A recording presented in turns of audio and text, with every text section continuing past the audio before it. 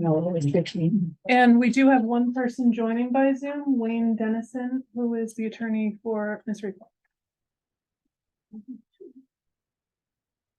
Okay, good afternoon, everyone, and welcome to the meeting, the November 5th meeting of the Nantucket Board of Registrars. As Erica stated, the meeting is being video recorded. I would just like to first introduce the Board of Registrars. Myself, Nancy Holmes, Town Clerk and Registrar. On my left, immediate left, Carolyn Gould, Registrar, and on my right, Judith Wadinsky, Registrar. I'd also like to introduce the town attorney, the counsel for the town, Ms. Lauren Goldberg.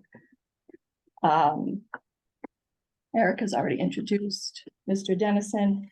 I would just like to remind everyone that this is a legal hearing run under the guidelines of state law, and there's no public comment allowed. And I would ask that people who will be us or the complainant or the respondent or their witnesses, they speak only when addressed, and that nobody interjects or talks over anyone that's speaking, please. The claimant, the respondent, and any witnesses they may choose to call will be sworn in under oath by Assistant Town Clerk Laura Ramo, who's a commissioner to qualify for the Commonwealth. And then I'd just like to tell everybody about the order of this proceeding today, which is set by state law. Once they're sworn, the objector will go first and present her case. And then the respondent, who will also be sworn, is allowed to go next to present her case. And then any witnesses called will be sworn and they're allowed to be cross-examined. They can introduce evidence and present legal arguments. Cross-examination is allowed where appropriate.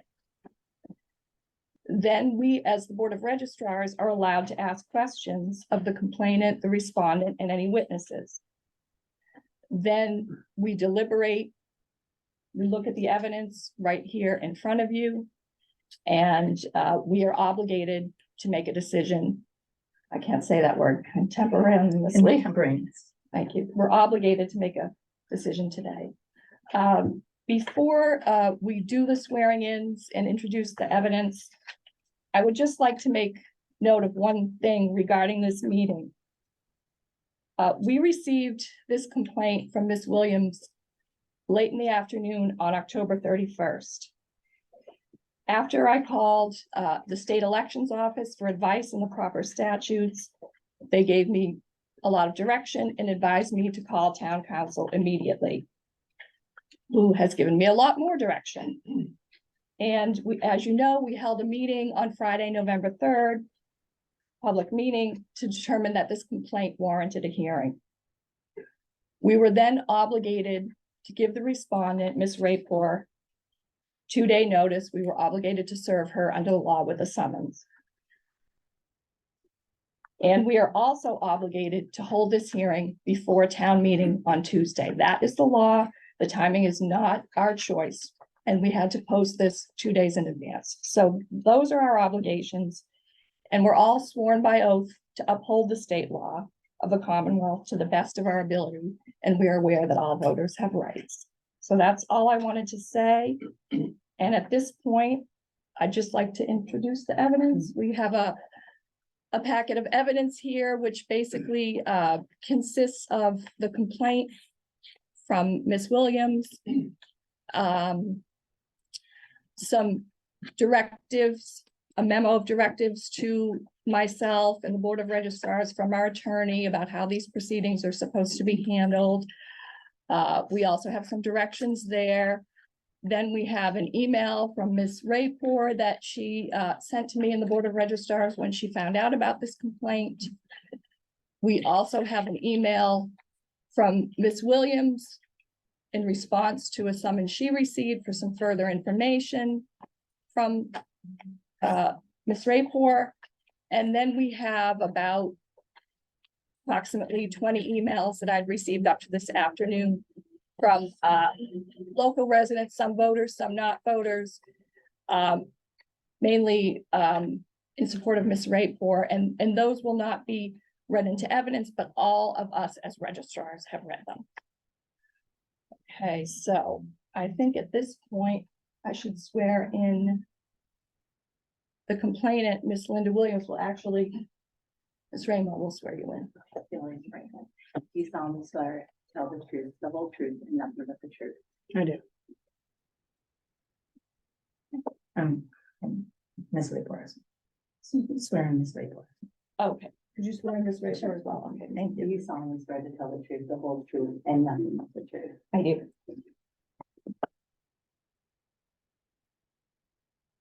Before we start, is there any, do you need a little more time to look through the materials that you just got?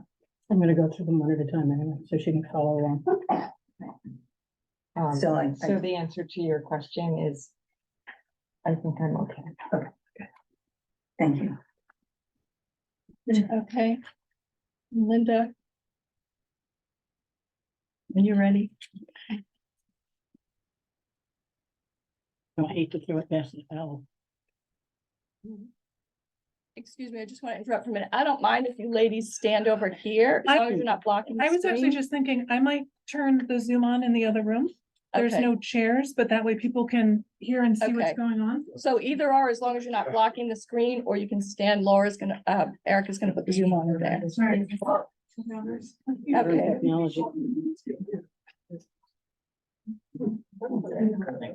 If there's no amplification, can we be sure to speak loudly? Especially people thinking that way. Yes. Linda, all of this is to be put into evidence? Okay, I'm gonna hand it to Laura so she can. Okay. And you had a full copy for Ms. Wayport? Yeah, she got a full copy. I just, is that your copy that they just took from you, Karen? Yes. No. She's gonna get She it back. knows, she's gonna get it. Okay. My printer sort of ran out of energy. Right there.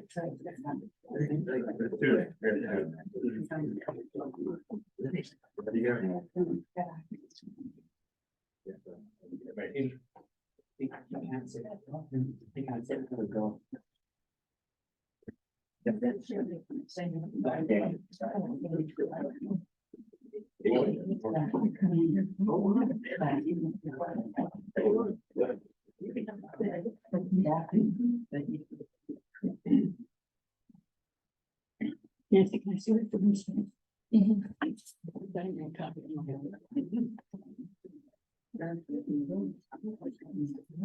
And Lauren, I read your opinion from Truro in another presentation that you made. Yes.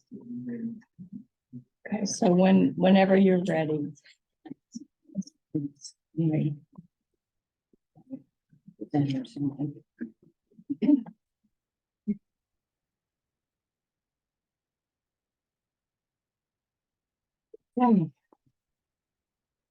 First off, I have to thank you guys for coming in on a Sunday. I think the Patriots, the Jets, or the Giants must be playing here somewhere. Make sure to speak loud enough for the folks. And you can stand if you want to, if you're more comfortable, whatever you, either of you. I'm fine over here. Okay, can you, usually people don't have any trouble hearing me. Thank you for coming in on a Sunday. I know you dragged down here on a Sunday, at least it's not raining. And I appreciate your holding this hearing today. I didn't file it earlier than the 31st because I was in New Jersey on family matters for a good week. So, and then the issue with the Truro is what engendered our research into what's going on in Nantucket as well, because the Truro thing is pretty agitating over there. They've had to postpone their town meeting on top of it. And Lauren's involved with her legal opinions over there. So I appreciate you having this on a Sunday. I want to start out by saying I do not take this step lightly. I realize the gravity of the situation. My family's been non-voting taxpayers for over 50 years. They started coming here in 1929. I've got people buried here from before that. So I've been on both sides of this issue, resident legal taxpayer voter, as well as my family being non-resident taxpayers. And I appreciate the non-resident taxpayers immensely because none of the 501c3s here would be in existence or have volunteers or have money to exist. And there's over 100 and some odd of those. So I appreciate them greatly. But that doesn't, their volunteerism does not entitle them to vote if they do not live here. Is there an echo back there? Yeah. I'm gonna shut this. Oh, yeah. she's shutting it. Oh, Yeah, she put on Zoom. I only need to hear myself once. So I really appreciate, the volunteerism. Mike's in there, so. We have to speak up. Stand there. I don't know. I really appreciate, the non-voting taxpayers, in contribution to Nantucket, because my family still is in that category. I don't take it lightly. I appreciate everything Hillary has done for her volunteerism. I've never questioned her volunteerism or her zeal for what she believes is right and wrong. I don't have to agree. I don't have to get into that here. This is inappropriate to do that at this time. However, I've watched for many, many years, people go back and forth, register, unregister, register, unregister, register, unregister, register, all the time to go to town meeting or to do some other vote here. And it doesn't make it right. It doesn't make it appropriate. And if we don't, revoke Ms. Rayport's eligibility to vote, it's gonna open the floodgates, which is what I think they're experiencing over in Truro at the moment. I think this is something that's sort of indigenous to those towns on, once you pass bridges, because most of the towns have such a large non-resident taxpayer population. Nantucket happens to have one of the largest per capita. So I think it's a much larger issue than, Ms. Rayport being a voter or non-voter. Because this has been tacitly approved, in the past, that you can register and unregister, and you can have your mail sent to Boston or to Connecticut or New Jersey. But still doesn't make it right under the act. So I think to cut to the chase, I'll go through the exhibits. I'm gonna start with Can I ask exhibit A. you 1 second? Yep. For anyone who can't hear, you can bring your chair into the other room because it's on volume in there. So if you're up in the front row and you can hear fine, great. If you want to bring your chair into the other room, feel free, because it'll be just like this with the volume up. What volume, yeah, No, we can't, that's not how this works. I mean, for us. That it's just people speaking into it that you hear. This thing is what we're talking to. So Yeah, well, if people can't hear, you can go into the other room with your chair and you can hear it perfectly. I'll Sorry. start by reading my initial complaint. That was heard on Friday, for those who haven't read it. I, as a legally registered voter, am hereby making a formal complaint challenging Ms. Hillary C. Hedges Rayport's registration as a voter in the town of Nantucket. Attached are readily available examples that Ms. Rayport does not reside full-time on Nantucket and does not therefore qualify to vote on Nantucket. It is therefore a violation of state laws described below in the exhibits, where it specifies seasonal residents should not register to vote in their seasonal communities and could be actionable by legal authorities. Ms. Rayport has no ties to the community other than a seasonal home and interfering in how the town operates. That's my personal opinion. Illegally registering to vote to further her goals should not be encouraged, and remedial action to be taken immediately to rectify this situation. Again, this is particular to this situation. Based upon the following substantial information, I'm asking that her registration as a voter on Nantucket be revoked immediately by the Board of Registrars. Please let me know if there's any further information, et cetera, et cetera. Okay, I had a general statement, but we'll go right for the exhibits because you all guys have read it. When you're dealing with Exhibit A, which is this document, for anybody who hasn't read it, residents for voting purposes. That is a state published document. When you go to page 2, read the words residency, residence, domicile, inhabitancy are interchangeable for this purpose. When you go to page 3, it specifically states it is essential to understand that residence is an objective concept and not a subjective concept. That is what counts, is not where someone thinks his or her residence is or wants it to be, but rather where the objective facts show it is, which I'm going to show. Also included on page 3 is reference to children's ability to determine their residence prior to the age of 18. Until they, quote, "Till they reach the age of 18, children with few exceptions cannot acquire separate residences of their own," end quote. It can be assumed that Ms. Rayport lives with her children in Boston as they appear to be young teenagers. and they appear to be enrolled in school in Boston.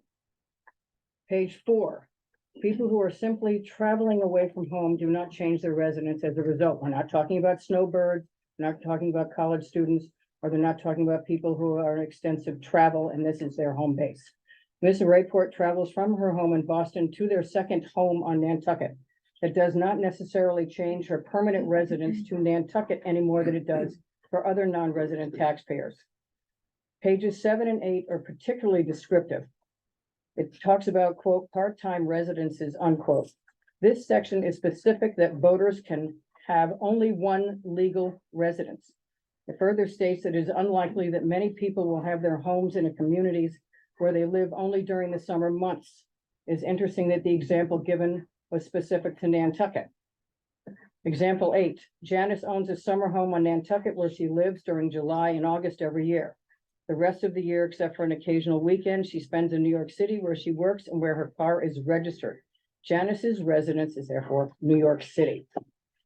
Page 11, town clerk's hands are generally tied when a citizen applies to register to vote. They have to be sworn in, but the town clerk is not then allowed to ask any further questions, no matter what's on that form. This has probably contributed to the possible abuse of non-residents registering to vote here, particularly around town meeting. The page also notes that anyone registering to vote knowing that they do not live here may be committing a crime punishable by a fine or imprisonment. That's not my goal. I want nothing to do with that, but people have been fined or imprisoned for that reason when it's more blatant. I'm not after that. I was asking her to go back to the non-resident taxpayers and do all of her volunteering and her involvement through there and not as a voter. As this has been a tacitly allowed situation over decades, I will give Ms. Rayport the benefit of the doubt that she did what many non-resident taxpayers have done. Many I have known over the years switching back and forth, many to gain the excursion rate at the steamship authority. Example 10, again, Nantucket is used as an example. Janice, the summer homeowner on Nantucket, in example 8, sends in a completed mail-in registration form. Although the clerk suspects she is a New York resident, she must add Janice to the voter list, again, because she can't ask that question. However, the clerk or any other registered voter, in this case, myself, might file a complaint and have Janice summoned to a full hearing at which the registrars of voters will hear all the facts and make a decision about her true residence. There we are today. Page 16 lays out the complaint process. On Friday, the registrars made a determination there was sufficient evidence of possible false statements from registering to vote. The complaint has to be made a minimum of 4 days prior to a town meeting or 14 days in another case. That's the compressed time frame, and I apologize to everybody for coming on a Sunday. The page also states that the summons must be served at least 2 days before the day named for the voter to appear.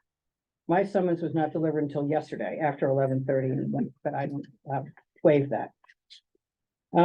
Exhibit B, State Statute Part 1, Title 8, Chapter 56, Section 8 is referenced in one of my the submission for Friday. This section lays out the penalties for violation of the election laws. It could result in punishment by fine or not more than $10,000 or by imprisonment of not more than 5 years of both. The reason why this one and Exhibit C are included is because they were mentioned in my initial presentation. The section Exhibit C, State Statute Part 1, Title 8, Chapter 56, Section 26. Illegal voting or attempt to vote. This section also lays out penalties for knowing that he or she is not a qualified voter in any place. The same note of penalties above are the result. I do not, again, I will stress again, I do not want any penalties or any other action assessed. As stated above, it could be assumed that Ms. Rayport did not do anything other than what many non-voting taxpayers have done for various reasons in the past. Just because it has been allowed to continue does not make it right or legal, nor should it be encouraged. I'm asking that her voter registration be revoked immediately based solely upon the facts presented. Exhibit D, the Wanacomber water bill. Exhibit D is the water usage chart for 89 Main Street. I understand that the name and address of the property is not on this document. It is a tightened screenshot that was emailed to me. I did not request this document personally, and it was requested by another member of the public and sent to me. I have to point out here, there's a substantial amount of support for my filing this action, especially when everybody became aware of the Truro case. It is clearly dispositive of the fact that Ms. Rayport is clearly using this property as a seasonal home on Nantucket and not as a year-round residence. While the 6 months and a day are not solely a reason to challenge a person's voter rights, it is being used to support that claim. A request for documents is being made to the water company on Monday to verify that this is indeed Ms. Rayport's water usage bill, since around the time of her registering to vote here in May 2023, or I believe it was, I think it was August. It is clear that she does not reside on Nantucket other than the usual summer months. For anyone who hasn't seen the water bill, it goes up and down with at least 8 months of very little to no usage. Between September, when her kids go back to school, and June, when they come back for the summer. This is not fabricated. It is public record. I checked. They did tell her it was public record, but I will verify it because I understand her concern that her name is not actually on the chart. But it is very dispositive of the use of that house, as it is for my uncle's house, as it is for a lot of people's houses, where they don't come up for 9 months to 8 months to a year, to 9 months. If this is not Ms. Rayport's water usage bill, then had there been more time, I would have demanded, as she demanded of me, certain documents that are irrelevant in some respect, that she produce the bill. Ms. Rayport's attempt to discredit the chart by insinuating that I submitted any random chart is specious at a minimum, potentially slanderous at an extreme. I will accept that the registrars may discount the chart as unverified because her name is not on it. I assert that there is sufficient evidence apart from the chart. Exhibit E is a video of an interview at the Athenaeum Garden during the summer. I believe some of you have been able to watch it. And the video, Ms. Rayport indicates that she and her husband have a summer home here. Tax records. The town of Nantucket tax record. There is no Nantucket residential exemption filed nor eligible for this designation. The GIS data sheet also clearly shows that the tax bill is sent to her residence at 247 Commonwealth Avenue, Boston, Massachusetts, 02116. Exhibit B, City of Boston tax record. A review of the Boston tax records from Ms. Rayport's family's home at the aforementioned address clearly indicates that there is a residential exemption, quote unquote, for their home. One is not able to claim a residential exemption in 2 locations. This indicates that this is Ms. Rayport's home. It can be also surmised that Ms. Rayport's domestic base is in Boston, as that is where her husband lives and works, along with her minor children. Ms. Rayport and her Exhibit I. Ms. Rayport and her husband had mortgages filed at the Nantucket Registry of Deeds, perfectly accessible to the public. When the property was purchased in 2005, the mortgagor required that they indicate what type of housing out of the 9 boxes they could check. The same thing with my uncle's house. These are public records, and anyone in this room can do the research. It is a legal signed document. The Rayports executed this document by checking second home rider, which is only to those other homes other than your primary dwelling. This was not purchased as a primary residence, but as a seasonal residence, as indicated by that document. When the property was remortgaged in 2010, the same box was checked as a second home rider. When the property was mortgaged in 2011, the same box was checked as a second home rider. I need to point out again that their residential exemption is on their property at 247 Commonwealth Avenue, Boston, Massachusetts. Exhibit J, on a recent application to the Select Board dated July 7, 2023, Ms. Rayport clearly stated the following, indicating that she lives in Boston as well. Finally, I am a Nantucket voter, but I also live in, quote unquote, finally, I'm a Nantucket voter, but I also live in Boston, where I have relationships with other government officials and academic institutions. This clearly indicates that Ms. Rayport also has alleged civic involvement in Boston, as well as domestic involvement in Boston, living in Boston. Exhibit K, letter of interest to the NP and EDC. Is Ms. Rayport's letter of interest to the NPD and EDC dated June 15th, 2021. 2 years after Ms. Rayport registered to vote, she states the following. While I call both Nantucket and Boston home, I am on Nantucket frequently year-round and will attend meetings. This would seem to indicate that she does not live on Nantucket. I hate typos.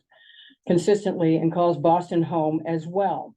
Again, back to the residential exemption. Her resume also indicates the young age of her children at 9 and 13 and notes it's a job, quote unquote. That would make her children about 11 and 15 at this time. They are still minors attending school in Boston. One can assume that she is a full-time parent seeing to their needs as her husband is on the faculty of Harvard University. It also needs to be noted at the bottom of her resume, she lists organizations that she is involved with in Boston. Exhibit I, voter registration card. When Ms. Rayport signed her voter registration card on August 12th, 2019, she used her 89 Main Street, Nantucket, Massachusetts as quote unquote, where you live now. However, when she filled in the line about address where you receive all of your mail, Ms. Rayport stated the following: 247 Commonwealth Avenue, Unit E, Boston, Massachusetts, 02116. One has to ask, why is all of her mail going to Boston if she lives here and claims residency on Nantucket? The address at which she was last registered to vote also noted the above Boston address. Due to the prohibition against the town clerk being able to question the information that Ms. Rayport took an oath to that is accurate on her card application, any indication that the information provided is not legal has to wait for a Nantucket voter or the town clerk herself to file the complaint. I have done so here. As noted above, this is unfortunately a more common occurrence than we know about, and Ms. Holmes inherited this situation. It does not make what is happening legal or right to continue. Exhibit M, the Nantucket Athenaeum. As for Ms. Rayport's current civic involvement, a review of local organizations and town committees indicate that she is no longer a member of any organization that we can find other than her newly created Nantucket Reel. A review of the Athenaeum annual reports at the Secretary of State website, which you've got copies of, indicates Ms. Rayport's involvement with the Athenaeum. From 2017, the first year researched, through November 1st, 2019, Ms. Rayport is listed as living at 247 Commonwealth Avenue, Boston, Mass. 02116, as well as most of the volunteers on the Athenaeum board, which is not inconsistent with most of the 501c3s here, including the Boys and Girls Club, who has a large membership, because most of the nonprofits need the non-voting taxpayers desperately. We would not all be here, and our kids wouldn't have all gone through school, and I've had 8 kids in that school. They would not have gone through this school system, or we would get paid as town employees, as a former employees, without the non-voting taxpayers. I want to make that clear. But what is happening now can turn into a very dangerous situation like it's doing in Truro. What is most relevant after Ms. Rayport registered to vote on Nantucket in August of 2019, the annual reports filed for 2020, 2021, and the report filed November 1st, 2022. The last one filed with the Secretary of State's office until right now, actually, I haven't looked to see if they have updated it. Clearly states her address is 247 Commonwealth Ave, Boston, Mass. 02116. This is a legally required document by the state, these annual reports for these 501c3s. And this is 2022 is 3 years after she registered to vote. Exhibition N is just including this. Jeffrey Rayport is Ms. Rayport's husband. He lives at their home at 247 Commonwealth Avenue, Boston, Mass. 02116. He is a well-respected and well-known academic, author, and consultant. Half my family went to Harvard. I'm well aware of who her husband is, and he's very well respected. He is a member of the faculty of Harvard Business School. His home is clearly in Boston. His attachments are clearly in Boston. He was on the board of Peabody Essex, where my brother was a director. I'm well aware of this whole thing. It can be assumed that Ms. Rayport lives in Boston with her children, who are in school there again, and with her husband, whose life appears to be in Boston. He is not a registered voter here, and from what I can tell, he's never claimed to be a registered voter here. There's a whole nother thing on splitting votes between households. You can only have one residential exemption again. Included in this packet is the Provincetown Independent article that was posted online October 19th, 2023. This situation is solely responsible for the increased interest on Nantucket of similar issues with illegal registration of voters to further non-resident taxpayers' interests. The important and relevant portions of the article have been highlighted for you all. There is an attempt to take over town meeting for a special interest group, with the proponent actually admitting that their effort to register seasonal homeowners could outweigh the legal voters in Truro. Quote, from the article. Imagine, from this person who is the proponent, imagine what we can accomplish together if we get 30 to 50% of these, meaning non-resident taxpayer, to register one or two members permanently or even temporarily for the upcoming critical fall town meeting of Saturday, October 21st. Because this effort has taken place in Truro, they've canceled and moved to some other date their town meeting. This is a scary thought. This could happen here, and there are far more non-resident taxpayers here than in the small community of Truro. Their town meeting has been postponed, which I've already said. Another most important comment is from David Sullivan, who I'm sure Lauren is familiar with. Former legal counsel to the Massachusetts Secretary of the Commonwealth and an expert on voting rights. He states that this is all in the article. He states that this is not how voting is supposed to work. It has to be noted that he is the author of the state's manual, Exhibit A, on the subject included in this packet.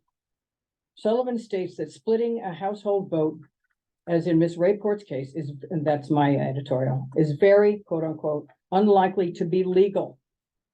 The legal ramifications could be loss of residential exemption where they live, school enrollment benefits, the parking rights in the voters previously declared town. Sullivan further stated that people that know the rules and register to vote improperly may be committing a crime. He states the following. Summer residents who know they are not eligible to register and do so anyway commit a crime that could send them to jail for up to 5 years. Again, that's not my goal. Same for anyone who encourages illegal registration. Sullivan stated that the following, quote, while no single fact determines a person's residence for voting purposes, the fact that they're claiming a residential exemption somewhere else is strong evidence that they are not legal residents of the town of Truro in this case, and are therefore registering illegally. As I said previously, it is not my intent to have any penalties assessed to Ms. Rayport. In this instance, perhaps ignorance is bliss. However, if this should not continue just because we have been ignoring this for decades. The following statement sort of encapsulates my reason for doing this. Sullivan states, quote, you've got to distinguish between the right to vote of someone who is an actual resident of the town from someone who is not a legal resident of the town and does not have the right to register to vote there. The voting rights of the true residents of the town are being diluted by people who are registering illegally. That's why I'm bringing this action, because there's a potential for this to get completely out of control. Sullivan, after 46 years of practicing election law, concluded, this is a very unusual, I can't remember a situation when, to put it bluntly, non-residents are trying to take over the town. I will conclude myself. I'm taking this action as this situation has come to our attention as legal voters of the town. I'm a working class person. I work with a lot of working class guys, and we feel like we're being overrun in some cases. That's what's come to me in the trenches. That we're not being heard. That people that just came and are not legal voters here are outweighing, their voices are louder than ours because we're all trying to make a living. There is a potential for the same situation to occur here in immense proportions. It is something that needs to be addressed, and those of us who live here year-round are legally registered to vote and make our opinions known should not be drowned out or taken over by non-resident taxpayers that illegally register to vote, ignorant of the law or not. Now is the time to actually address this practice and put an end to it. Democracy by the many is preferable to the control of the few. Thank you for your patience and consideration of the facts presented today. A denial of my complaint would potentially open the floodgates, as I said, eventually muting the voice of those of us who actually live here. Now, as I said, it's a very serious matter for me. I wouldn't be doing this unless I had a massive amount of support out there by the year-round population. I don't have a high-paid attorney up here listening.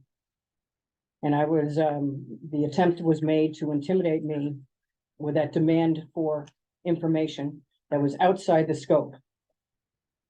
My right to vote was questioned. The fact that I own a house here was questioned by I was sent yesterday. Nancy informed me of all that was going on, but no, I had no idea all these 20 some odd emails were going back and forth on Friday and yesterday until late in the afternoon. I will not have an expensive attorney here today. I'm doing this as a regular, legal voter. What has also come to my attention is that it seems like, again, we are going us versus them. I've never liked that analogy. But it seems like the wealthy seasonal homeowners registering to vote here to control the regular legal voters is a problem. And a lot of people are getting fed up with it. I understand Ms. Rayport has a tremendous amount of support for her activities here, her preservation work, her dedication to the preservation work. But that can be done as a member of the non-voting taxpayers group, which we should hear from a lot more than we do. And I said that at the government study committee when I was on. Because I have a foot in both. So I don't want to get bogged down in any personal issues. And I don't want to get bogged down that I'm targeting her. It just came up because of Truro, and it's been bandied about in the public about her legality of whether she can vote here or not. So that's why this was done. And I know there's going to be retaliation or pitchforks and tar and feathering, because that's already going on. Because nobody understands the full extent of what the law says and what the law requires. And I'm sorry about that, but I'd be more than happy to give everybody the voluminous examples of why she does not qualify to vote here. I think that's probably it, unless you guys have any questions. Are we allowed to ask questions before Ms. Rayport goes? I would let Ms. Rayport Okay, do hers Yeah. as well, okay. unless there's any Do witnesses to be heard. you have any witnesses, Linda? A lot of my guys are off island. Okay. I think Penny Dye was here somewhere. Did you want to say anything? No, not particularly. Okay. I have a lot of people in the room as well. But I just think they came to support this effort. Okay. And as I say, I don't have an attorney here. Okay. He's off island. All right, so you're concluding with that. Unless there's a Concluding rebuttal or unless you have questions. here. Well, we're gonna let Ms. Rayport go first, so when you're ready, Hillary, take your time. Well, one of the things that I think would be important to explain, it might be for Lauren to explain that, if there's a minimum number of days that is required, Linda mentioned that I don't need the 6 months and a day. And that, she talked a lot about time. Is that, I have an understanding of that, Okay, that I've employed to, assert that, I have a right to, my right to vote, and I just want to make sure everybody understands. okay, I'll try to answer that, and Ms. Goldberg can correct me or add to it if I'm wrong. But from my understanding of time, there is not a specific amount of days or time. But we're to look at certainly where you spend more and why. And along with other factors. And I'm sure that, I'm surmising that there's many reasons for that. Somebody might have a sick parent and go stay and take care of them for a while. Somebody might spend a few months at their second home or some time there or whatever. None of that is against the law. So I think it's a combination of factors, and it's not cut and dry time, I don't believe. Thank you. Mhm. Okay, well, I have a prepared statement, as well. Thanks, everybody, for. Do you have a copy for me? No, for missing the football game. I'm Hillary Hedges Rayport. I'm a registered voter on Nantucket and only on Nantucket. The only real property I own is on Nantucket. I love this island, and as time has passed, I've centered my social and civic life on Nantucket. And my right to vote here is sacred to me. And I am in a position where I have to defend that right, which is why I've taken steps that I have to inform myself and be here talking to you. I've owned my home on Nantucket for 18 years. And in that time, I've seen many changes on this island. I've been volunteering for various Nantucket boards and causes for at least 15 years. But as time has passed, I've had many changes in my life. Linda referenced mortgages, those are all very old. I don't have a mortgage on my house anymore. It's paid off, and information that I put down when I bought the home is not relevant. The changes in my life have pulled me closer to Nantucket over time. They've made Nantucket the center of my life. As my children have grown older, I've had more time to spend on Nantucket causes, and Nantucket has truly been the center of my life for the past 5 years. I registered to vote on Nantucket 4 years ago, and I think I have voted in every election in every town meeting since then.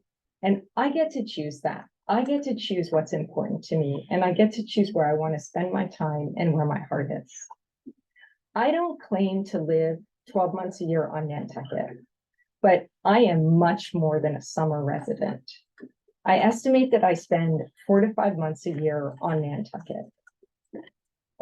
Even when I'm not physically on Nantucket, my time, energy, and attention is devoted to Nantucket. I love Nantucket, and Nantucket is my domicile. My civic and social engagements are in Nantucket.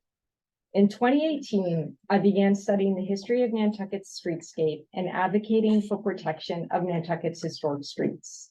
As an outgrowth of this work, the select board appointed me along with 6 other people to serve on the Nantucket Historical Commission. My work leading the Historical Commission is widely known on Nantucket and is one of the things I've done in my life of which I'm most proud. And I'm happy to answer any questions about this work. I served for 3 years, and I continue to attend meetings to this day. I attend and follow meetings of the Planning Board, the Planning Commission, the HDC, and the Select Board. I participate in these meetings where I often speak against Linda's projects. I just want to say, Linda has said she's concerned about a tidal wave, people being recruited. This is about me and my voting rights and my love for Nantucket, where I spend my time, where I have my heart. And Linda has brought this complaint for political reasons. Linda and I disagree about the future of Nantucket. We disagree about development on Nantucket. The most fundamental right we have as American citizens are the right to free speech and the right to vote. And Linda is trying to take these rights from me. She can make a statement about, the need to audit the registrar list. She can make those statements, but right now she's trying to take this right from me because she disagrees with me politically. I vote on Nantucket because my domicile is Nantucket. My engagement with Nantucket is not only political. Molly Anderson, who was then the executive director of the Athenaeum, invited me to serve as a trustee of our public library because of my active volunteership. My Nantucket friend Catherine Kay and I produced a memoir project in 2010. We published a book of memoirs written by 24 island seniors, including Bill Greeter's mother. We sold over 2,500 copies of this book island-wide. We donated 100% of the proceeds to the Athenaeum, and you can still find this book in the collection of the Athenaeum. And I became a trustee of the Athenaeum 6 years ago, and I served till the end of my term limit, which was this year. I have a long list of nonprofits and associations I support or am a member of on Nantucket.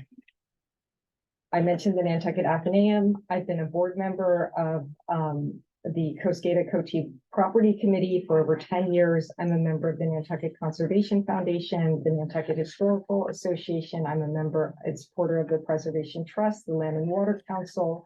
I'm a contributor to the Community Foundation of Nantucket. I'm a member of the Nantucket Shellfish Association. I'm a member of Nantucket Community Sailing. I support and am involved with the Nantucket Dreamland Kids Association. I'm a dues-paying member of the Nantucket Town Association, which is a chapter of the Civic League. And I also am the director of a project fund called the Keep Nantucket Real Fund at the Community Foundation of Nantucket.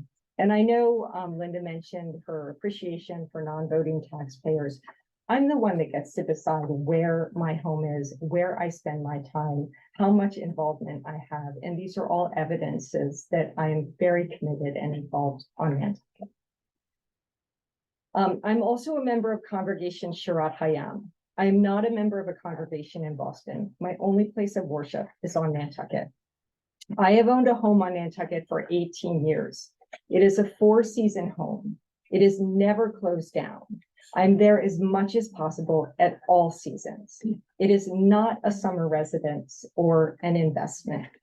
This home is the only property I own anywhere in the world. I don't own property anywhere else. Linda mentioned that, you know, the residential exception in the Boston condo. This is my husband's property. My only property is on Nantucket. I have cars registered to this home on Nantucket. I am listed on the Nantucket street list. I am listed in the Nantucket phone book. I have had a wonderful career that I'm very proud of. And I exited the workforce in 2011 after my second son was born.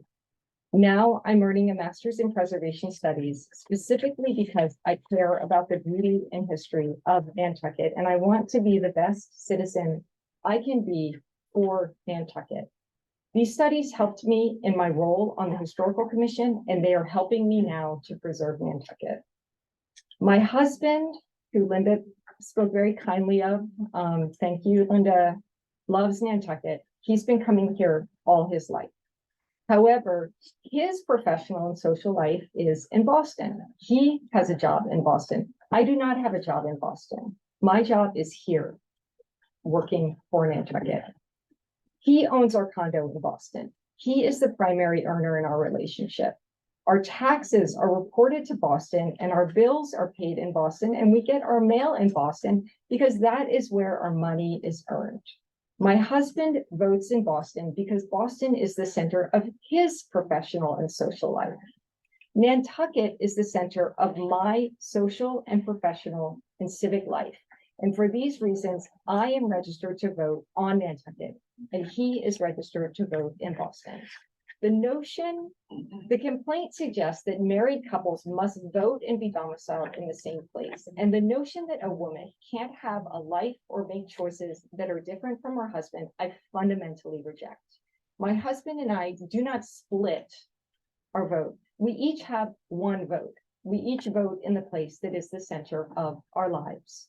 I vote on Nantucket because my head and my heart and my property is on Nantucket.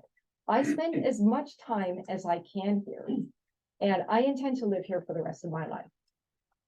I am not a 12-month resident of Nantucket, but I am much more than a summer resident, and I reject what Linda says in her complaint that I am a summer resident.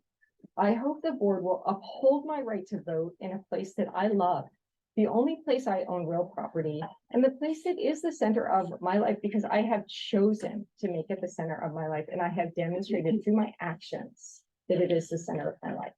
And Linda is trying to take away my vote because she disagrees with my political views. She wants to silence me, and this is wrong, and I hope you won't allow it.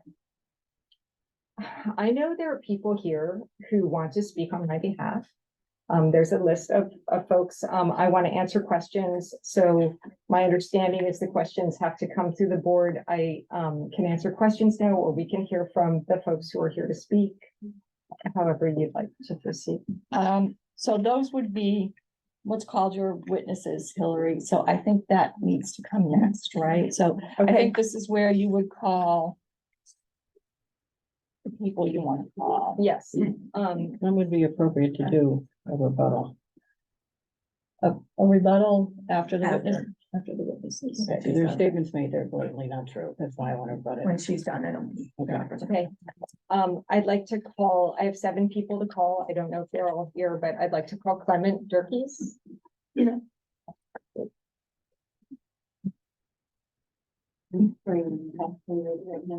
He solemnly swear to tell the truth, the whole truth, and nothing but the truth. I do. Thank you.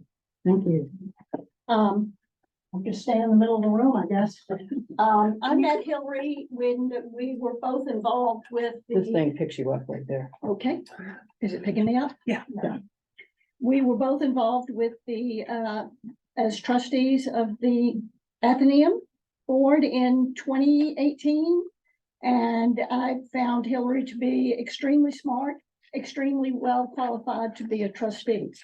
Her input was well received. I subsequently applied to be on the Nantucket Historical Commission, and I was thrilled to join that. Hillary was already on it. She, in fact, served as our president for 3 years. She is extremely committed to Nantucket, as I think if you all know from her work on the Historical Commission. I only see Hillary here in Nantucket and all times of the year. I usually don't see her in June, July, or August. I see her in the winter when we're out measuring sidewalks, or we're taking pictures of this or that, or trying to add to the scope of knowledge that the Historic Commission can give to the Select Board and the HDC. So I have seen Hillary committed and extremely knowledgeable. If she doesn't know something, she researches it. She's extremely well-spoken. In my mind, if we're talking about her ability to vote, I think we all want people to vote who are knowledgeable and who research the issues on both sides. I have seen Hillary do that as long as I've known her. So I think she should vote. I think there's nothing that says it's cut or dry. I am a resident here. I'm a year-round resident, just to qualify that. So it seems like there's no one that says you have to be here 66 weeks, you have to be here 6 months, you have to be here. Hillary is here a lot, and more important than that, her heart is here. Thank you. Next, Kevin Pfister. I guess we started here, Can you just like maybe come right to this? Sure. Thanks. right? Kevin, one second. Will you raise your hand? Do you solemnly swear to tell the truth, the whole truth, and nothing but the truth? I do. Thank you. I hope I don't get myself fined or thrown in jail tonight, but I came out here very much like Hillary did. Gosh, now it's probably 25 or so years ago. And I wasn't even a non-resident voter. I just came and enjoyed it. Eventually, as I spent more and more time here, this became where I wanted to be a home. And when I got divorced, I kept the home, and my wife got the mail sent there for a while. So where I'm at now is I live 3 doors down from Hillary. And I first met Hillary when she first came out here 18 years ago. And I can honestly, credibly say that I see Hillary January, February, March, April, May, June, July, August, September, October, November, and yeah, she comes out for the holidays and Christmas too. I know that because I'm the only person on Main Street who knows their own lawn. I see people coming and going. I know when Hillary's there. I look for her. She's somebody who stops by and says hi, not somebody who just ignores that and thinks you're the hell. But what's also odd about my situation is I don't live there. I own the property. My water bill is really low. It's always been low because I don't shower there. I don't cook there. My kids stay there from time to time. I stay at my lover's house. Does that make me a non-resident voter? I sure hope not. But it feels like Hillary's being targeted. And I've experienced that. When I first wanted to get involved, I met headwinds. When you want to get involved politically in this town, when you want to say what you think your opinion is, you meet headwinds. I met headwinds. Some people call it other things. I'll just call it headwinds for now. When Hillary first came to me asking me, how can I get involved? How can I become engaged in this community? I want to be a part of it. I said, be careful. It's not going to be easy. I never thought it would end up like this. It's shameful. So Hillary's a resident. She is in her heart. She is in her mind, and she is in my mind. So thank you for your time. Thank you, Kevin. Is Peter Morrison here?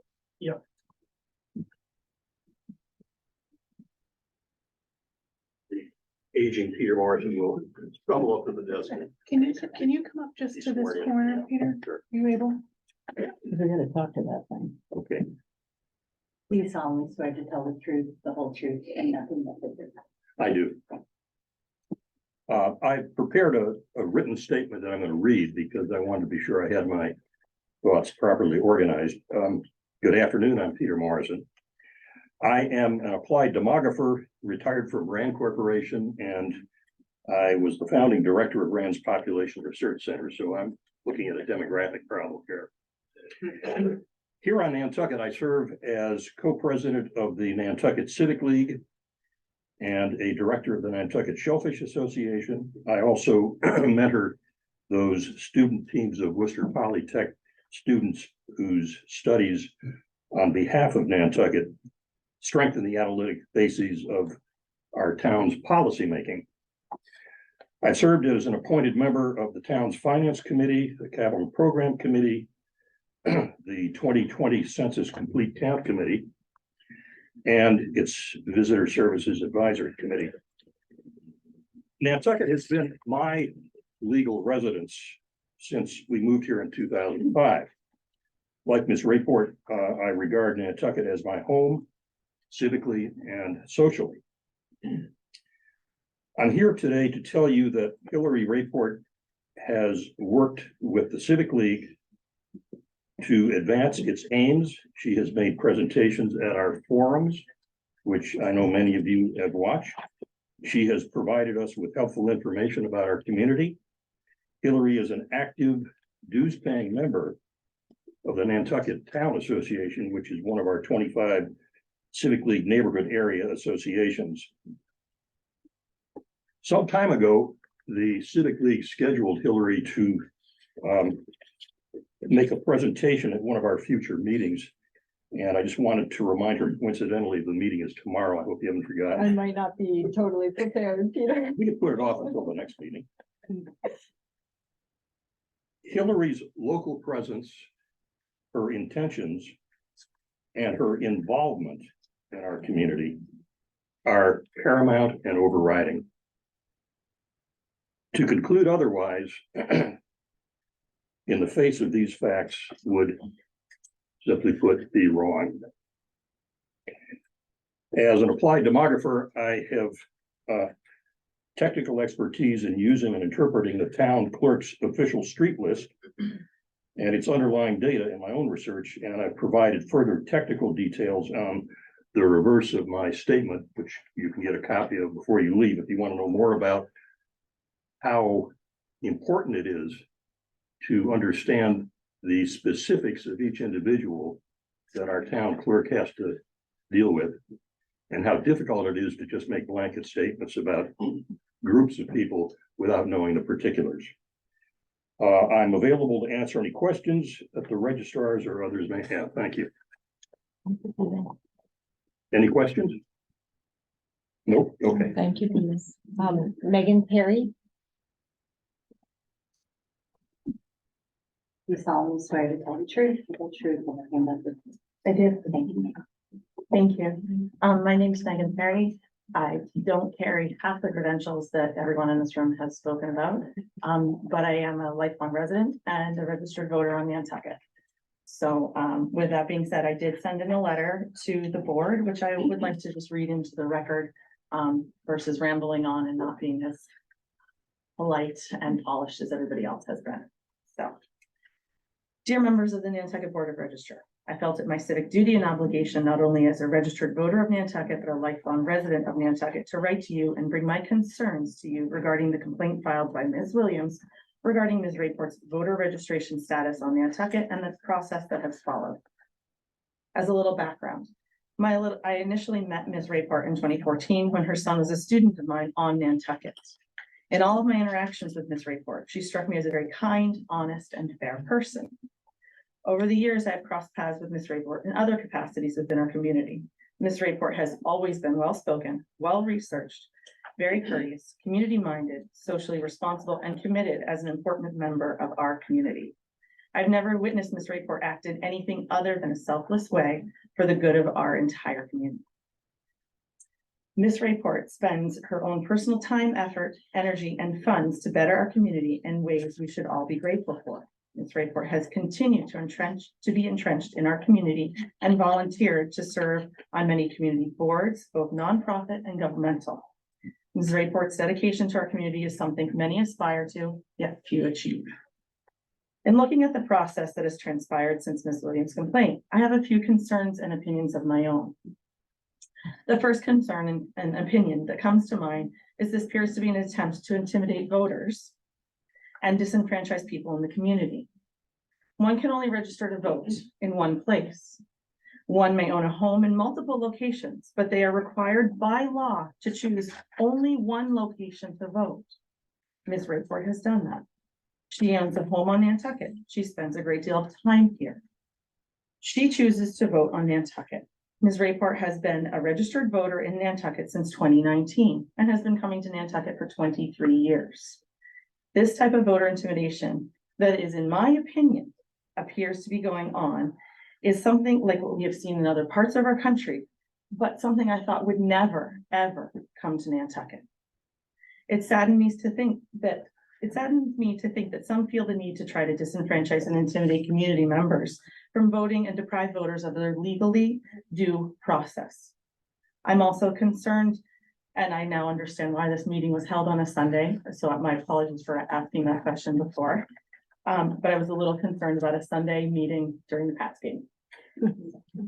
In my personal opinion, I feel that this is a very thinly veiled attempt at voter intimidation, especially given Ms. Rayport's legally presented article that she presented at the last town meeting. Using the democratic process of town meeting, the voters of town meeting passed, and it is currently at the state. The losing side attempted to stop that article and stop the democratic process of town meeting. There is a highly controversial town meeting upon us, and I fear Ms. Williams is trying to intimidate the other 400 people she referenced from attending and voting. Does Ms. Williams plan to file a complaint with this board about all of them? Why out of the referenced 400 people was Ms. Rayport singled out? Why now, after all the years Ms. Rayport has been voting and attending town meetings, serving on governmental boards, volunteer boards? And why are we pulling someone's private well usage? Does the amount of times you flush your toilet determine whether or not you can legally vote here? It's crazy to me. That being said, how does water usage apply to those who are homeless, who also have the same legal constitutional right as every other member of the Commonwealth by the Secretary of State to vote? So what do we do about that? As a voter, I'm extremely concerned that this is something that might be allowed to happen here. Nantucket has many people who divide their time between homes they own, but are part of the community. Voter intimidation and suppression is a very slippery slope that we do not want to go down. I urge the board to consider the consequences of the actions, intended or unintended, of Ms. Williams' complaint. I fully appreciate the board's responsibility and due diligence to do what is right, both legally, ethically, and for our community. And I thank you all for your time and consideration on this.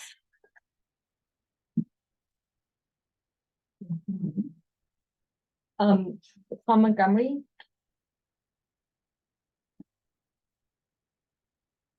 Please solemnly swear us the whole truth, and nothing but the truth.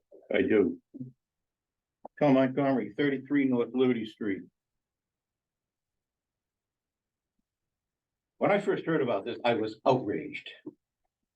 This should not be happening in this town. This, as far as I'm concerned, is not about voter registration and it's not about residency. It's about politics. Because Miss Rayport is very smart, she's well written, well spoken, and well educated. She is able to create articles for town meeting, belong to boards and committees, come up with a lot of really good ideas and ways to improve Nantucket's history and the preservation of it.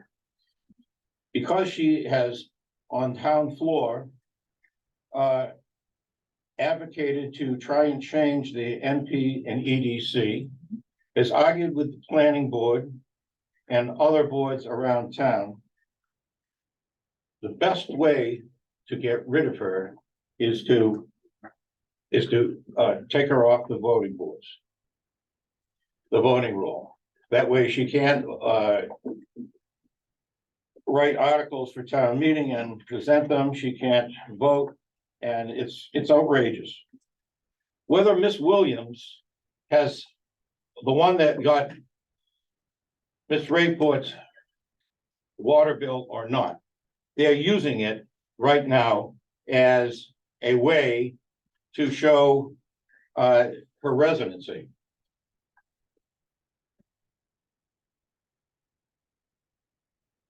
I think, correct me if I'm wrong, but that is personal, private information. And to present it at a meeting like this is illegal.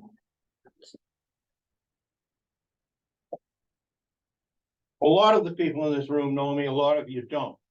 But I was the guy on North Liberty Street that led the charge against a developer who was trying to develop the historic end of North Liberty Street.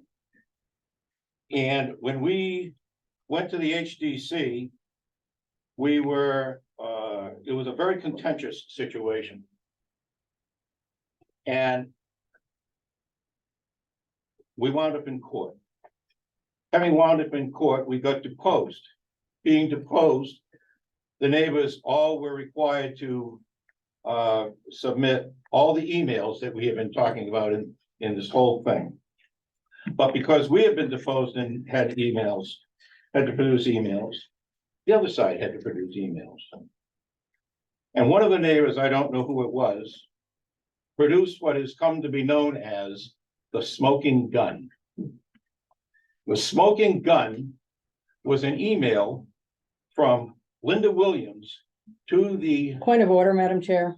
This is off the topic. This has all been I'm going to adjudicated in make a court. point. There is no point here There is on a point. something It's a that's legal point. several years It's ago. a legal point. And it was not, I was not deposed. You could I I don't say say- you were deposed.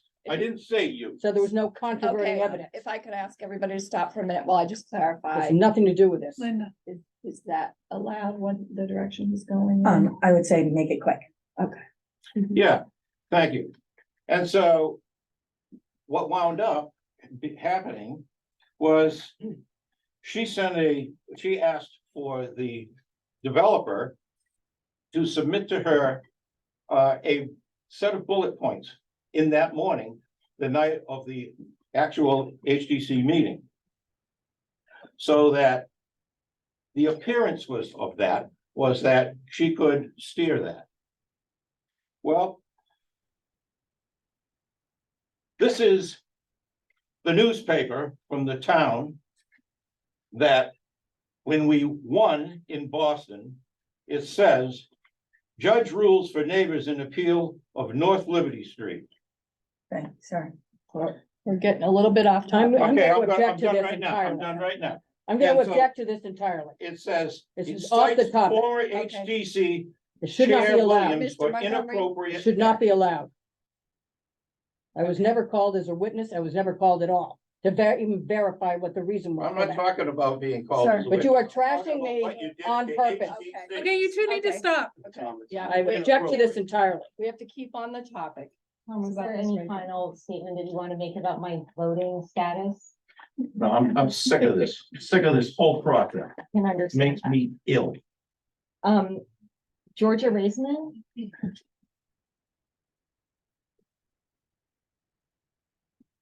You solemnly swear to tell the truth, the whole truth, and nothing but the truth. Thank you. I'm going to try to be a little calmer than Tom, but I feel as equally strongly as he does that this is a method that I think is more typical of Stalin than anything we could expect to see in this country, especially on this island, to try to silence a vote because the person has been an irritant to various members of town government and various other established builders and developers on island is just shameful. I think Tommy is exactly the right word. What I was originally going to say before being so incensed as to refer to Stalinism is that I met Hillary in 2017 or 18. I have been a resident myself, a resident voting taxpayer since 2012. when I started a short live website about Nantucket. And of course, at that website, I got to know many, many people on island. 10 or 12 people on island wrote for it.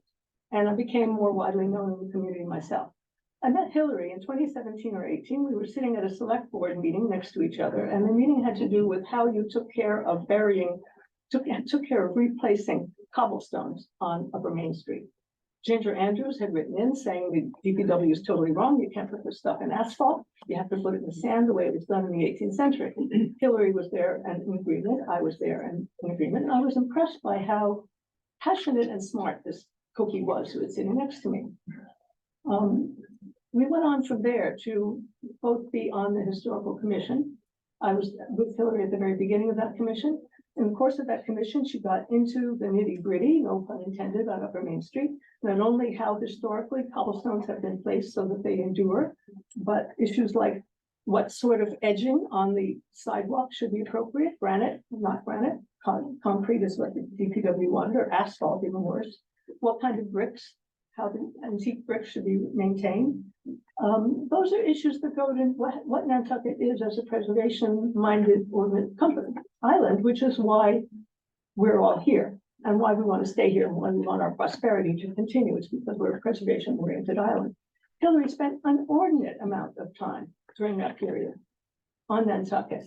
I saw her as somebody else said, every month of the year. Kevin saw her whenever we needed to meet or take a walk or discuss an issue regarding sidewalks or cobblestones. She was available to do that. On the historical commission, COVID shut us down for a while. The rest of the time she was out and walking around with the rest of us. So I'm saying all this because to me, it's not just an issue of silencing a voter, which is bad enough. It's an issue of silencing a preservation voice, a very strong preservation voice in favor of, as Tom has pointed out, a development voice. And to me, these are the two existential issues facing the island right now. If we're going to start disenfranchising voters who are interested in being here because of our preservation, because they get in the way of developers who are here solely to make money on us and then leave, then we just almost deserve what happens to us. I cannot believe this happens. I cannot believe it's happening to us or to somebody who spends as much of her time and certainly almost all of her civic engagement on this island in a deep and meaningful way and has done for many years. I think it's just unquestionable this question could even come up. Thank you, Hillary, for your service. And thank you all for listening to this so carefully. Appreciate it. Okay, and finally, Matt, B. He's on, but I did. Yeah, and if anyone hasn't read the Cobblestone work, you should read it. It's incredible. You know, I wrote something too. I wasn't asked to write it. I wrote it yesterday when I heard about this. I'll read it and I have a couple comments. Please act carefully in regards to this challenge. My understanding of the law is it's purposely vague and it doesn't assign a number of days, base it on utility usage, or whether the married couple claim the same domicile. It relies on community involvement. And Hillary is among the most caring, intelligent of all citizens on this island, as everyone else. I don't need to go into detail. Everyone just did that. I would say beware of unintended consequences. If Hillary is stripped of her right to vote in today's politicized attack dog environment, who will be challenged next? Many people from all walks of life are less involved in the community, spend the same or less time on island than Hillary does. We're a seasonal community. Many residents go south for the winter. Others move with their kids for the school season. More recently, a bunch of people have gone off for the kids for sports. These individuals and families still consider Nantucket their home. My mom and dad did this when myself and Barry, Sid, and Andrew, we were all growing up. They rented or owned and spent over half a year off island in Centerville, Andover, Boston, Newton, and eventually Florida. But Nantucket remained their base and they remained residents and they were voters. You know, they weren't challenged. It was, you know, this was their home. They determined it was their home. Only when my dad spent about 3 months a year on Nantucket did he listen to his accountant and declare Florida residency. He smartened up after a while. It took him a while. Also, increasingly, town employees own homes off island, yet they work full time on Nantucket. They spend weekdays and nights here. and then off island on weekends. Who will track their social and physical movements and tell them where to vote? If no one is assigned to this task, does it really make sense to incentivize citizens to turn in their friends and neighbors? I hope not. I hope we aren't like incentivizing people to drop a dime on their neighbor. That's not the community that I grew up in. So, thank you very much. Thank you for your time and your effort. Thank you. Thank you. I don't have any other. Okay. Do you have anything else you'd like to say or add? Well, I mean, I know Linda wants to say something and then I'd like to answer questions and I'd like to just make a closing statement. Would it be more appropriate that we go to questions first or let Linda Rebuttal. rebut first? Why don't you do the rebuttal and then when that's done. Okay, we can do a rebuttal. As I said earlier, I have a foot in both camps, the non-resident voter, not non-voting taxpayers. And I have for most of my life. Nobody's saying that you can't volunteer. Though volunteer registration at the Athenaeum is consistently Boston on an official document registered at the state, copies of which you have. Nobody's saying that she can't volunteer, that she can't speak, that she can't show up to meetings mostly on Zoom in the off season. Nobody's saying you can't do any of that stuff or do the work that she's been doing. So for these people to get up here and trumpet her positivity is fine, but has nothing to do with the state law. As I read earlier, that's included in that thing put out by the state. It's not where you want to live. It's not where your heart is. It's not any of that. It's where you are domiciled. And it's not just based on the 6 months and 1 day, which we've all agreed is not dispositive on its own. It's everything else.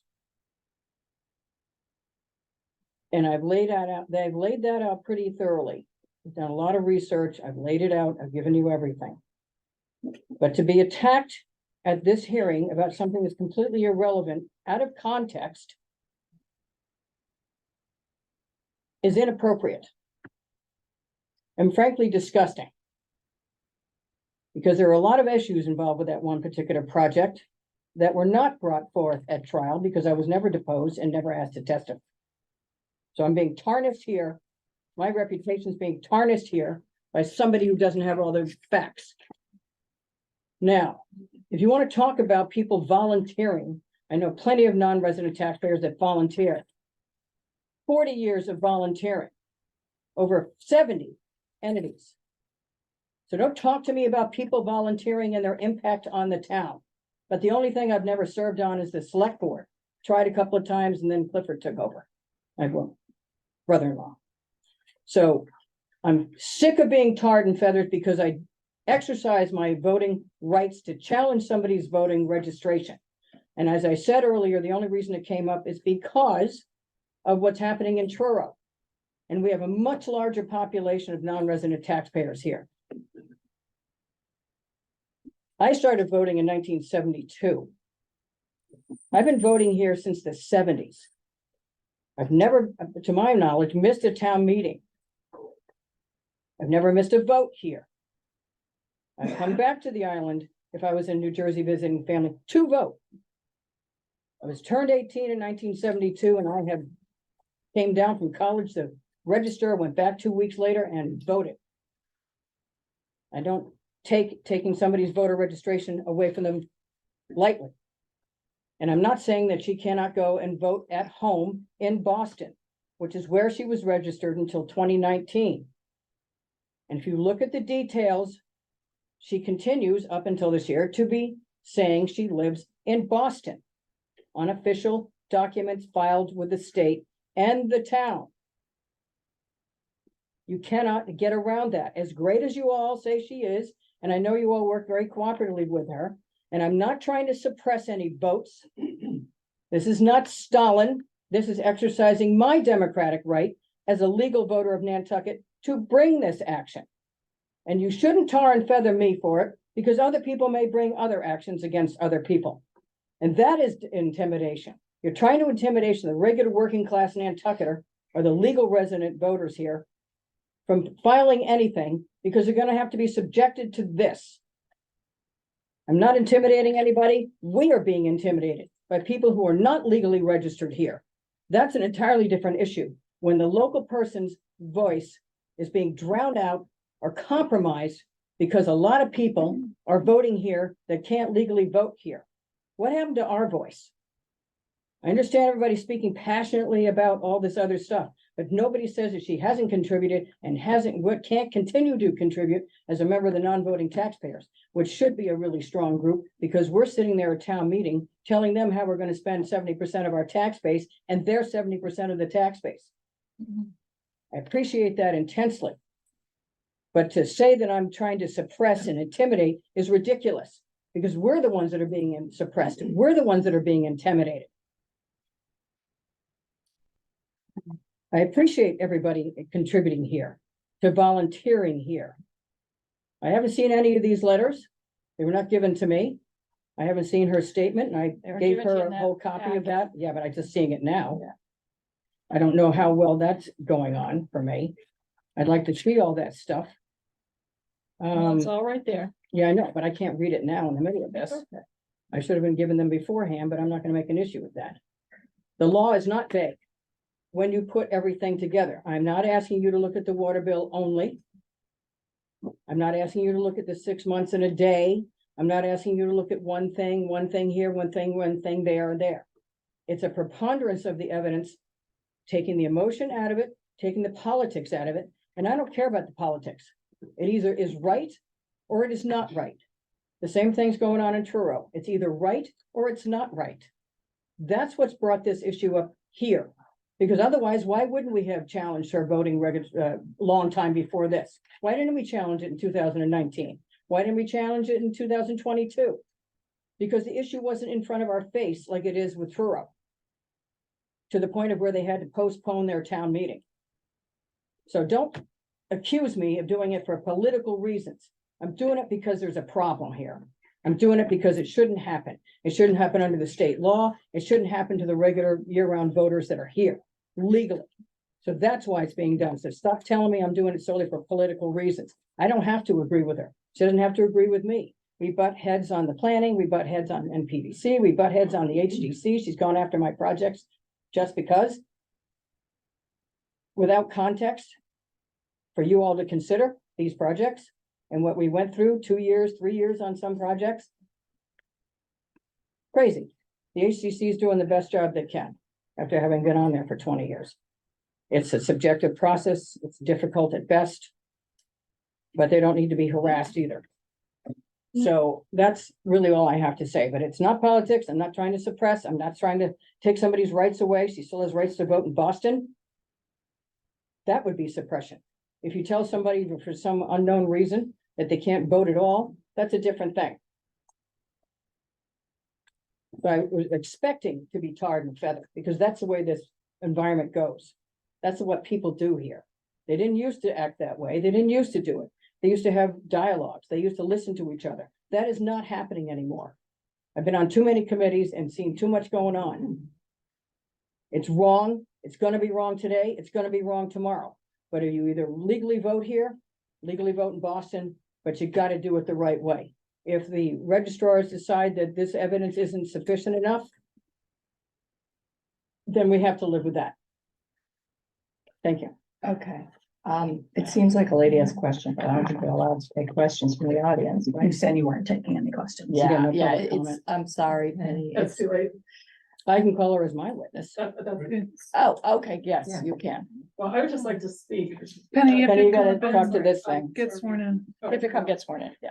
Okay, I didn't realize that you just had a question and I had a lot of people in here that don't want to speak. They just came for support because they're not That's comfortable fine. speaking in this that's environment. fine. Gloria. Do you solemnly swear to tell the truth, the whole truth, and nothing but the truth? I do. Thank you. Thank you.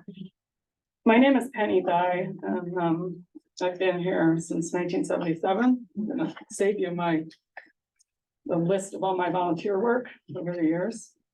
I just want to say that nobody is questioning the contributions made to this community by either of these women or their commitment to Nantucket. I don't believe this is about one individual. I think it is about the other 399 voters that are registered to vote here that don't live here. I think this is a question of where Ms. Rayport lives, where her primary residence is, and the privilege that comes with that. Thank you.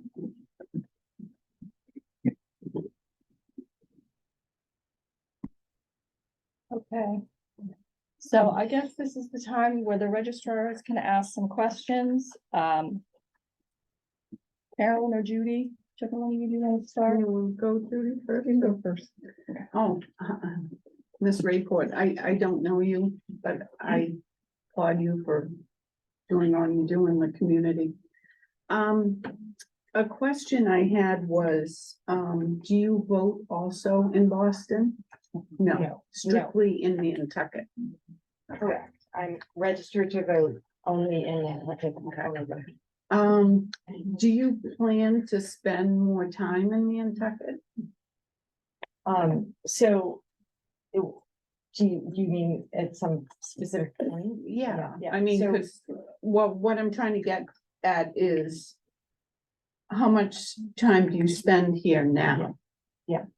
So, as various people said, people's lives ebb and flow. People have other people in their lives.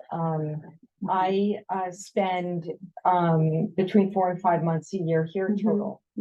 I'm much more than a summer resident. I'm Yeah. here every month of the year. My home is, it's not a summer home. It's a year-round home. My intention is to be on Nantucket as much as possible. My involvements are Nantucket involvements. My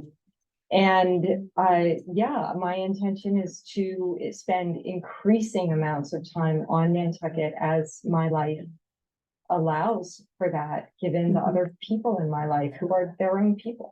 Yeah, well, another kind of question is not really a question, I guess maybe a statement, is that, I was born and raised here, and I know you have property here, and it's apparently in your name. What's kind of sticky to me is the residential exemption. I mean, those of us that live here year round, I'm not saying the others don't, but we work hard to get that residential exemption. And that's obviously one of the reasons why we can afford to stay here for a while longer, hopefully. But if you were only here a couple of months of the year, I would have reservations about claiming of a residential exemption. That's just my opinion. So, I don't claim a residential exemption. Okay, you don't. I Just in don't. Boston. Just in My Boston. husband claims a residential exemption on the property that he owns in his name in Boston. Okay. And Yeah. to claim I claim that I'm domiciled on Nantucket. And to claim the residential exemption, you need to meet a certain number of days. Yeah. Which is, I think, 6 months in a day, and I And you hope don't need that someday right to now. meet that, but Yeah. I don't need that now. Yeah, And okay, I have not claimed it. okay, And all right. It's kind of I hear both sides. I know I see you have a lot of support in the room. And you do a lot of things in the community. I see Linda's side. It's. can I just, sorry, are we moving to need to say deliberations, or questions. could we just take all the questions? Because I would like to make a statement for something to Linda. Do you have any other questions, Carol, at the moment? Not You at can- the You moment. can go back. Yeah, not at the moment. Just you. I was also gonna ask Hillary why you didn't take the residential exemption, but you just explained that because some of the qualifying factors are supposed to be taxes and income taxes. And so do you yourself receive a financial benefit from living in the city of Boston, schools, parking, scholarships? I don't. Well, so. How how can I answer that? So my husband is the earner in our Sure. family at this Said point. that. And get that. so, you know, he is resident in Boston and, you know, technically I live more than 6 months of the year in Boston. So when I'm in Boston, which, you know, is more than 6 months, it's not where I spend my like civic time. I don't have a job there. I'm trying to be as oriented here as possible, which is my choice. But yeah, I mean, we get services in Boston that go with, you know, being there. But, you know, the income is from Boston. Sure. I understand. Do you yourself file your Massachusetts taxes from the Boston address? So my husband and I file our taxes jointly and we file them from Boston because it's his income coming from Boston sources. It's because you're taking care of the children, you're not working right now. Yes, and I can speak to that as well, you know. If you have Um, questions about the children and where they. Do you, are you involved in volunteering for your kids' school in Boston or any committees there? So, I mean, this is the thing. I really don't volunteer for my kids' school. I have to say, I feel guilty about it. I should do more. I really put all my time for Nantucket, which is probably not the greatest thing for my family, but it's a compulsion. But, you know, so my older son has some pretty special needs. And he, you know, we looked very hard for a school for him and we found a school for him that meets his needs in Newton. And we did consider, you know, could he go to school on Nantucket? And he can't go to school on Nantucket. So that is a really big reason why we can't be on Nantucket more. You know, he's a sophomore in high school. He's found a school that works really well for him. So I know that wasn't your question, but I do think it's important. And yeah, they would love for me to volunteer more, but I only have so many hours in the day. So you're the only one who owns the Nantucket house? No. Your husband's name is not? No, we own it jointly. You own it jointly and you own Boston jointly? No, he owns Boston. I don't know how I got like this arrangement, but he owned Boston before I came around, so it's his place. Okay. I guess. My one question, what about your kids? You know, and you explained that your son has special needs and needs to go there. But your daughter could come here. I have 2 sons. 2 sons? Yeah, and you know, they both need to be in the school in the same town. And my husband and I love each other. We're not splitting up. You know, we're a family. And I am spending as much time as I can here and have made it the center of my social and my civic life. And we've been prevented from making any kind of more permanent move to Nantucket because of our children. Mainly because truly my son can't go to school here. He would need to go like on a bus to the Cape or something, and that's just not the best thing for him. So your domicile life really is in Boston? The children are in Boston, and yeah, I mean, like I said, my civic, my social, all of that is in Nantucket. My heart is in Nantucket. I demonstrate through my actions, my focus on Nantucket, and you know, I feel I've earned the right to vote on Nantucket. And I feel like that's my decision. It's my decision to be able to demonstrate that I care and want to be involved and spend much more time than just being a summer resident. In terms of my effort. And I have some more comments about that, but they're not really answers to your question, so I'll make them later. I do as well. Do you have any other questions right now, Judy? No, it's just reading it says domicile, social and civic life. Makes you your domicile, not just because you love, you're civically involved. Let's wait till debate till Yeah, I mean, I have a home in Nantucket, so I think the fact that I live here when I'm here, I'm living here and eating and sleeping here.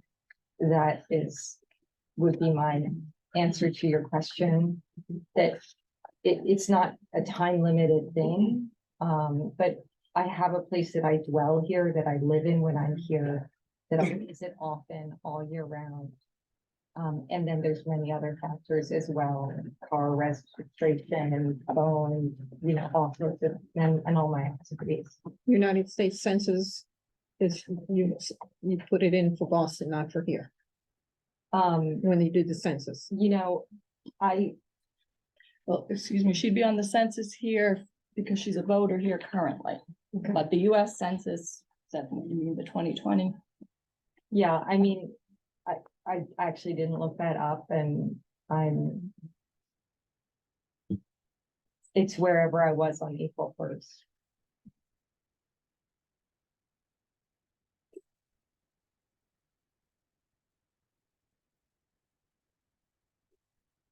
there any other questions? For you, Madam Chair, can I ask where her driver's license address is? Yes. Yeah, so my driver's license address has been on Nantucket, and my driver's license expired in September. And again,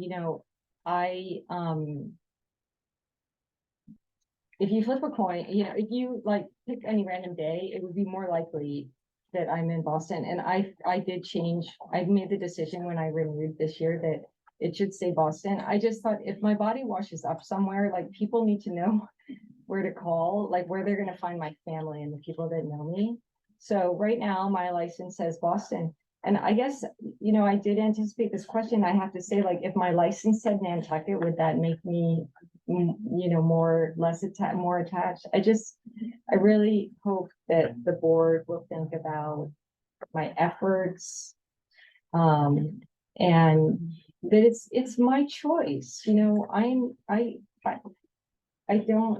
get to choose where I want to vote and demonstrate that I've earned that right through many efforts, not just where my taxes go.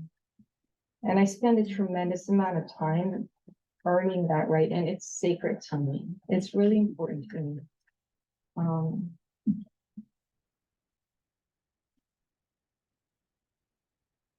I wanted to address just a couple things. Are you complete?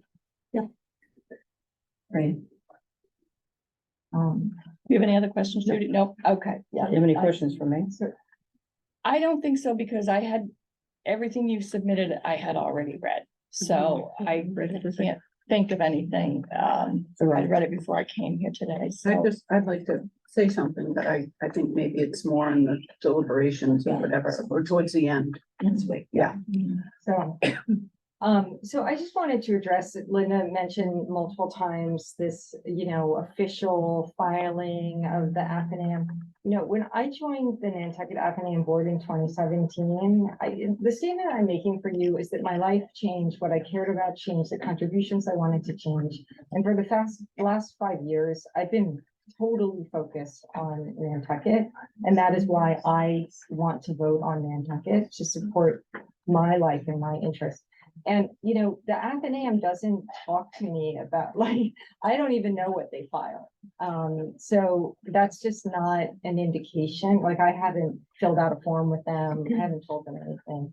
It's a legacy thing. And, I think the important, what I am reacting to and sensing is that there is this, well, first of all, there's this comment that is interwoven in everywhere, with what Linda said and what Penny has said about we have a problem, we're being taken over. There's all these folks.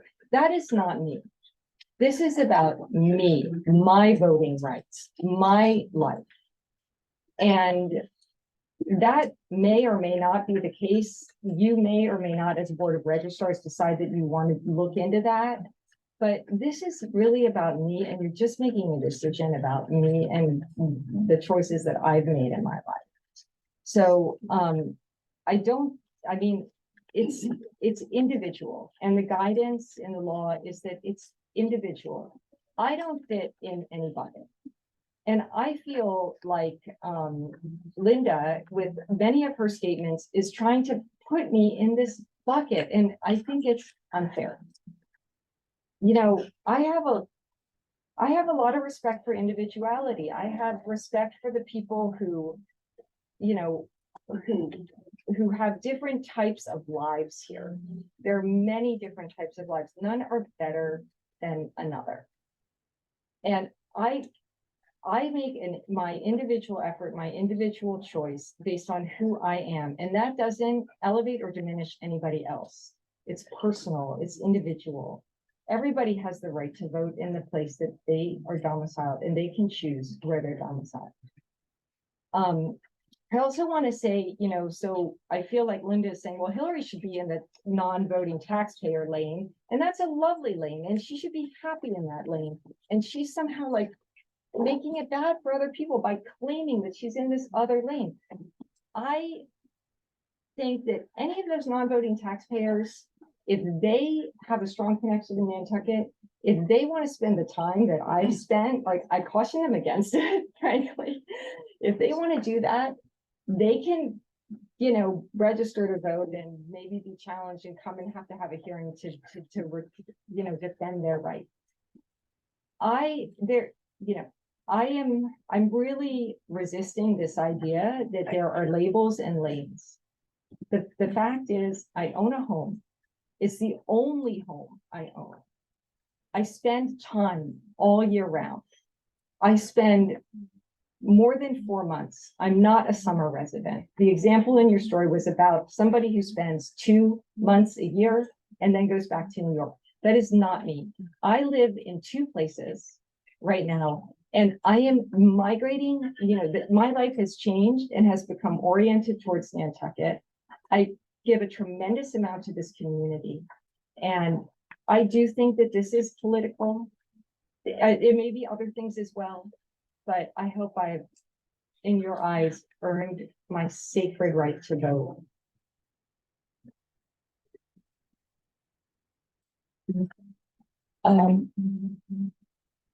Linda, do you have any final comments before we go to deliberation? No, except, again, Okay. it's all great to volunteer as much as she does, as much as I have for the last 40 years, as much as a lot of non-resident taxpayers do, to keep Nantucket financially afloat. But you need to do it under the law. And if you legally live in Boston, because your domestic life, I think Judy brought up the domestic life part of it. Your kid's there, your husband's there, his work is there. And they have a benefit up there from residential tax break. And you admitted spending more than 6 months up there and only 4 so months here, which the water bill, as nebulous as it is, seems to support. And her tax bills are sent there, and her mail on her registration, her voter registration, all mail goes to Boston. That, I think, is where the issue has occurred most of the time for people going after the exemption for the steamship, et cetera, is where does your mail go? Your taxes, your mail, census, all goes to Boston. I don't think there's a lot of wiggle room here when you put them all together. And it could be that other people will go after other people here. I don't know. But as I say, the Truro thing has just opened everybody's eyes to this particular problem, because that was so egregious over there where they went after all the non-resident taxpayers to the point of where they had to postpone their town meeting because they can't verify that people are legally able to vote in their town meeting because they were all legally registered over the summer. So that is going to wind its way through wherever it has to wind its way through. But there's enough question that they had to do that. I don't think there's any question here that she is domiciled. This report is domiciled in Boston under state statute. When you put it all together, I'm not asking you to take one without the other. I'm asking you to take the entire production of evidence. And I would just say that I disagree with that, and I disagree with the characterization of the law. And it's my choice and my effort, and my representation is sacred. I have to go back to the statement that's made by, we have a cell. It's not where you wish to live. It's not where you want to live. It's not where your heart is. It's not where you do your volunteer work. When she is still involved with groups in Boston, if you look at her own submission to the select board and the NPDC. Where all of our hearts are here, as none of us would be here. My heart is here. It always has been. And I think it's not what your heart is. It's not where you want to be. It's not the choices you make. It's legally what is supported by the documents. That's all I have to say. Okay. Now comes the time in the meeting where we as the board need to deliberate, look at the evidence and talk about it. And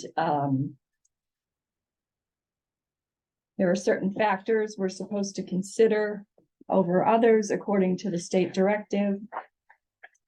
But I just want to say that I agree with Linda in the sense that it is not what you wish or want it to be. Yes, that's true. But I also agree that this is with Hillary, that this is only about her. This is not about Truro.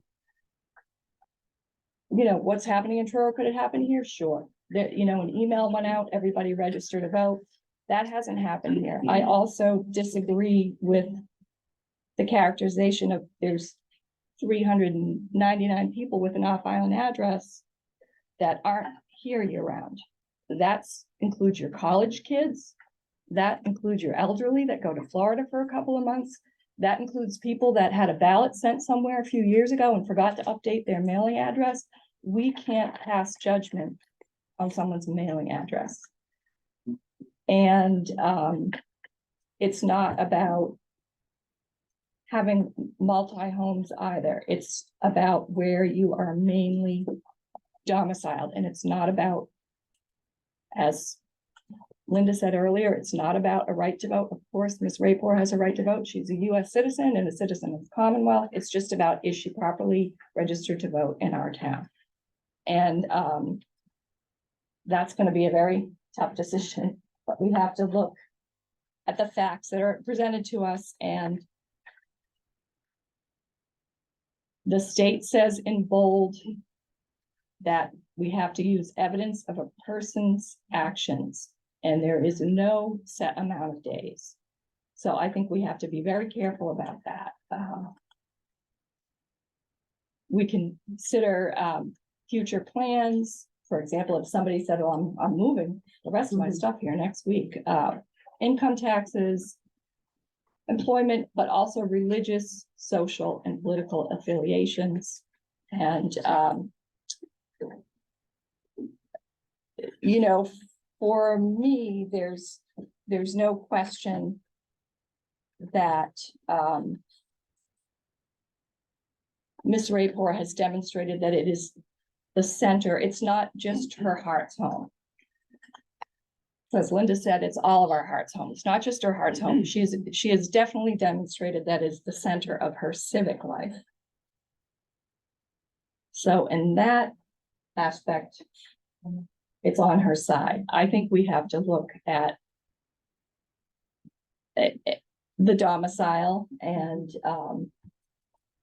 taxes and things like that. She's been registered to vote here since 2019. She has not voted anywhere else. That's never been in question.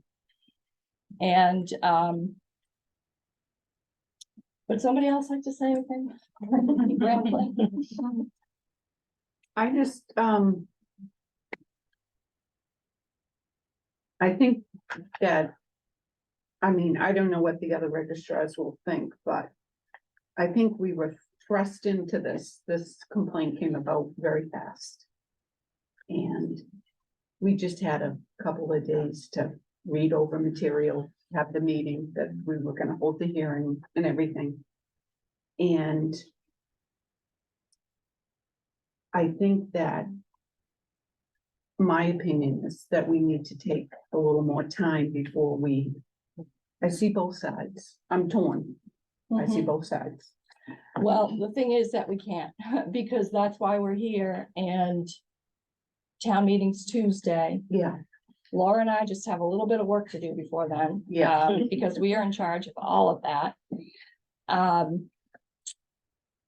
In terms of orchestrating it, so I think we have to,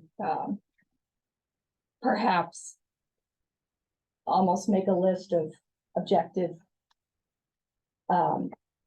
reasons, pro and con, you know, I hate to say it, but for Ms. Rayford. And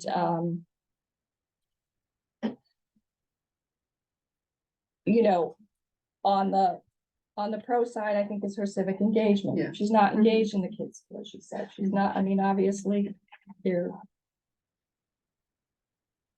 it's not like she's on a million boards up there, it's here. And I have to say, on one thing, on one aspect, I agree with Hillary and disagree with Mr. Sullivan. It says in the state directives, couples should not bifurcate their residences.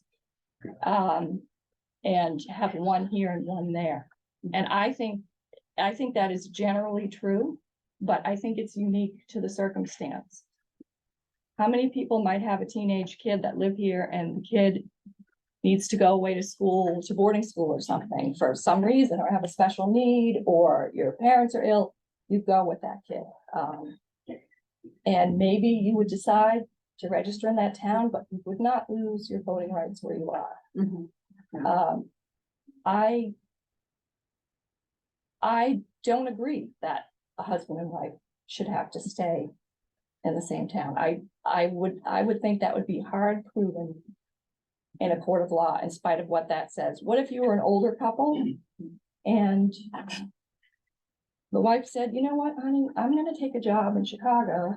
I'm gonna go there and we'll get together every other week.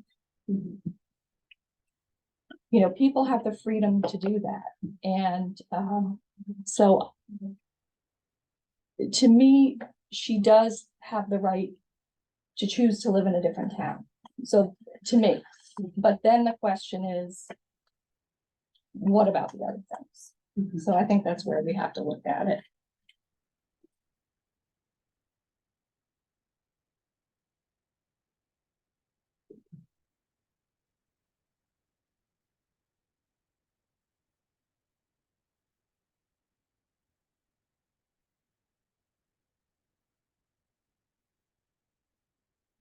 Is this something that we could make a decision tonight?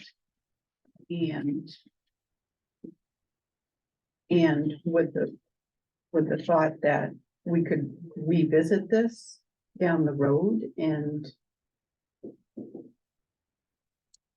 especially about the guidelines of the ones that are supposedly registered and, you know, they're still registered here, but they're living elsewhere. Well, you know, the 400 people that, you know, supposedly. But that's not really what tonight is about. No. It's only about her. Right, yeah. So.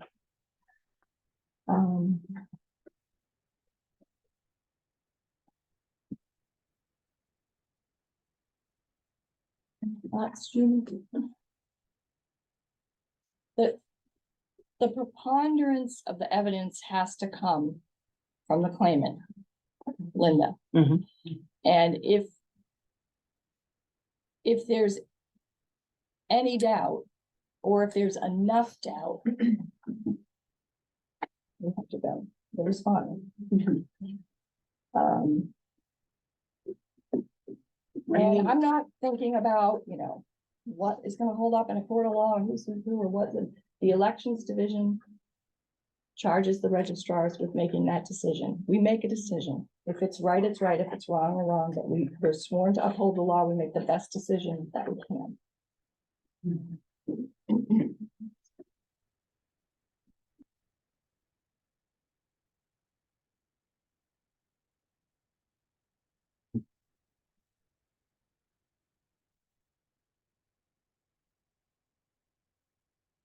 So her taxes are registered to Boston. Her car is registered here. Licenses Boston. Her license is Boston. I'm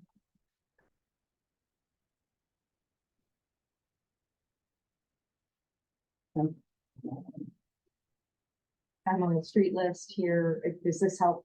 No, the voters, all voters are on the Spend- street. You Do spend you bank here? 4 to 5 months here. You I bank here? don't have a bank. I don't have a bank here. I mean, I bank on the internet. Pay my bills on the internet. Yeah, that's, Children in school up there. our children are in school up there, but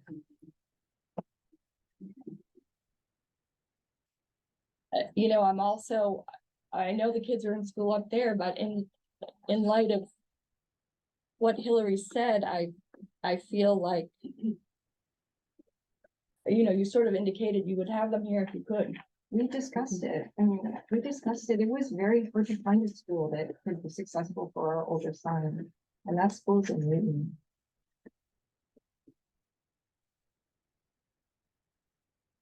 Is it a boarding school? No. I don't think we could.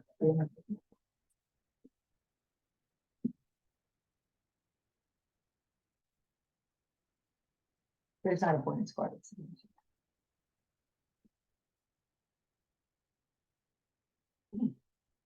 Home is used for the purpose of a person's domestic, social, and civil life. I think her social and her civil life are here. And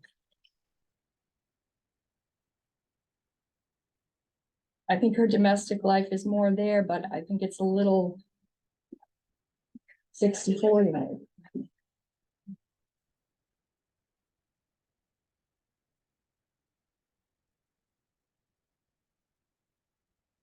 All the mail goes to Boston.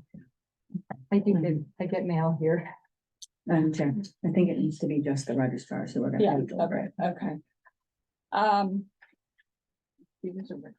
I know. But she was saying, yeah,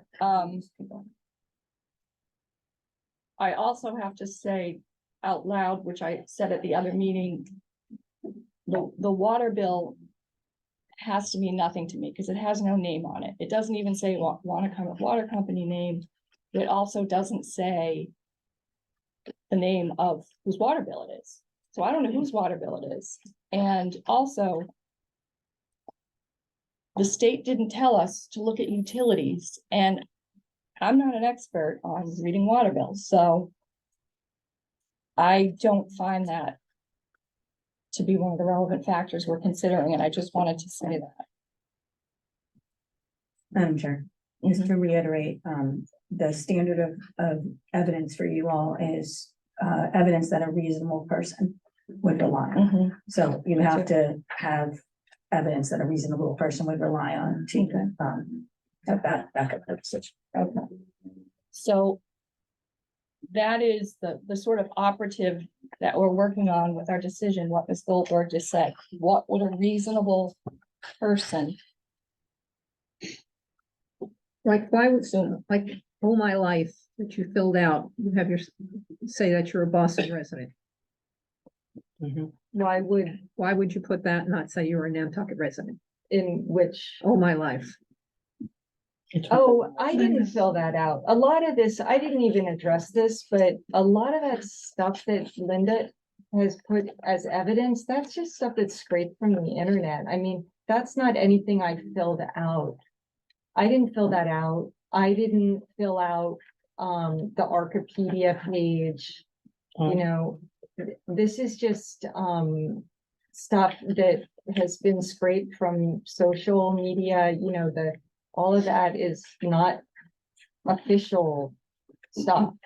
Your application to the Linda. NPDC is, Linda, it is a deliberation of the board. I know, but she spoke. She was asked a question. So what should I continue to answer them or no? I I don't need to think no. speak. I think Just, no, if you yeah. have another question, I would.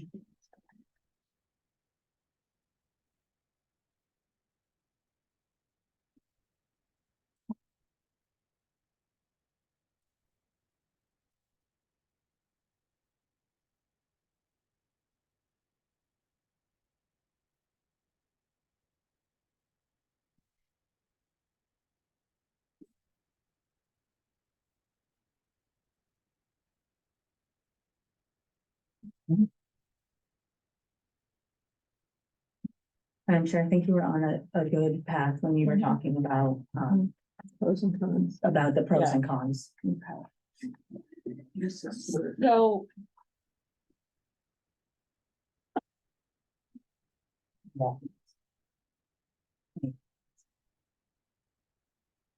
So, for me, the pros are thus far are certainly that it seems to be the center of her civic life. She spends 4 to 5 months a year here. She's a car registered here. Her home is open year round. It's not shut down.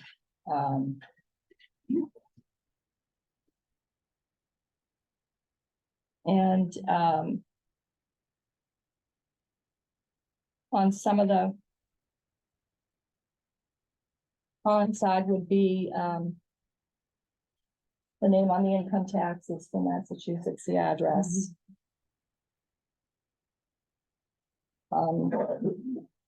She explained why she didn't take the residential exemption there.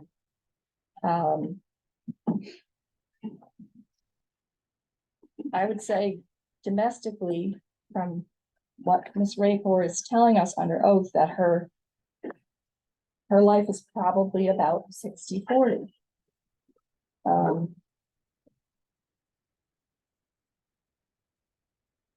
And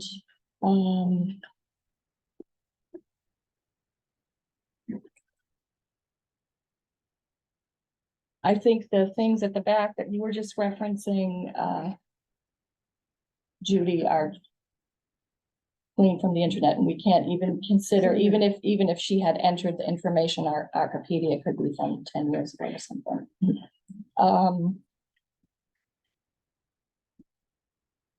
I have to say personally, I'm really on the fence because we're sworn to uphold the law, and that's what we're trying to do. Right. But for myself personally, based on the objective evidence, I feel that it's a little bit too balanced. And this is my opinion as one registrar. And her voting history has always also been consistent here. I've never had a voter challenge, but in the 15 years I've been in the clerk's office, I did once speak to a man who was switching his voter residency between another Mass town and ours, and I spoke to him, and that was it. He chose one. He chose Nantucket. You know, I just explained to him that I had noticed it and talked to the elections division about it and found it a little suspect. I know that Ms. Raypor has done a lot for nonprofit. I'm also, and I'm very appreciative of that, and I know a lot of summer residents do. I'm also not swayed by that. I'm more swayed by the amount of time, by her heart's desire to say, I choose this place. And you can't just choose. I understand that, but her actions also show it a lot.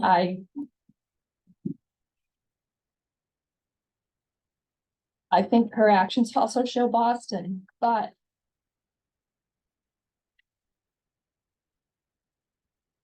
I think unless it's preponderant, in my opinion, I have to err inside of the individual and their freedom to choose. And I'm just speaking so much because nobody else is. That's sort of the conclusion I'm coming to. And it's it's not an easy decision because let's face it, we want to do the right thing. And either side has the ability to appeal.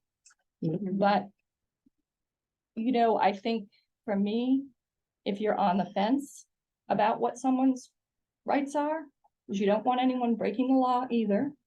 And I don't think that's anyone's intention here, but I think if you're a little bit on the fence, you have to err on the side of the individual citizens' rights. I think that's what I think.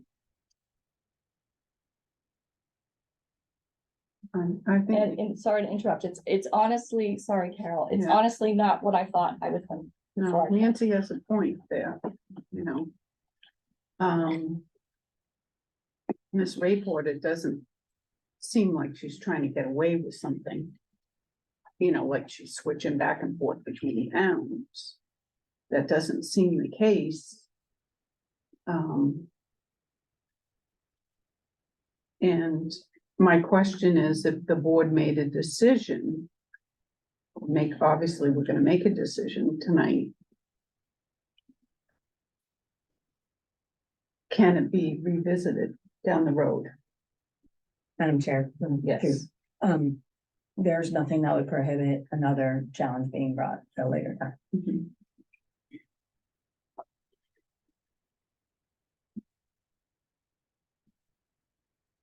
Yeah, I guess I'm hung up about your children. That you care more about this place, I feel, than you do about some of the children.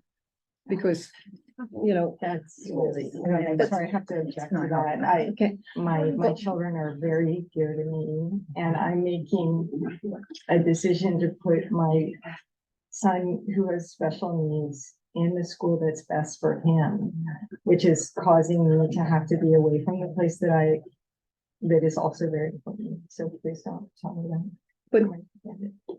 but you spend a lot of time up there because of your children. And you must have a social life up there as well as here. Well, I have friends in Boston too, but I am saying under oath that the center of my social and my civic life and a good portion, more than just a summer interest of my domestic life is on Nantucket. And that is why I have chosen to exercise my right to vote in this community that I've demonstrated through my actions is where I want to vote.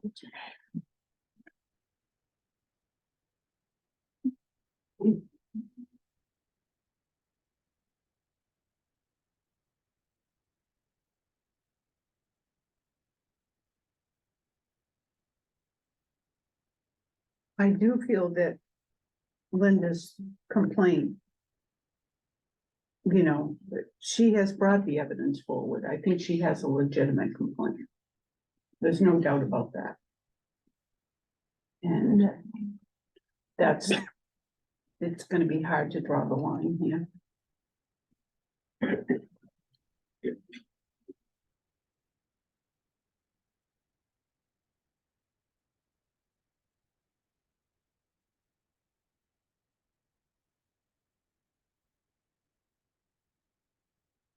We have to look at the motions and the facts and what steps, possible next steps, if any. We could decide to look further into the allegations after town meeting. Registers can ask the town clerk about flagging voters where the board has concerns, such as asking for ID. Registers can ask the town clerk to challenge a voter at polls based upon the facts, personal and specific to the voter, that suggests that the voter is not living in Nantucket and may be ineligible to vote. And we could, as the registers could refer issue to the DA for further investigation. So I just, this is hard to make a decision this quickly. Yeah, it is. Because It is. It's not really really, fair, but there's really no winners here, I don't think. Because then you'll have those that say the laws are the laws, and they are, and then you'll have those that say you were favoring Miss Rayport, whatever. So.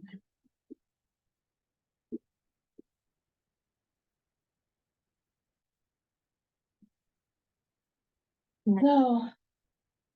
Can the elections division just decide this? Yeah, right.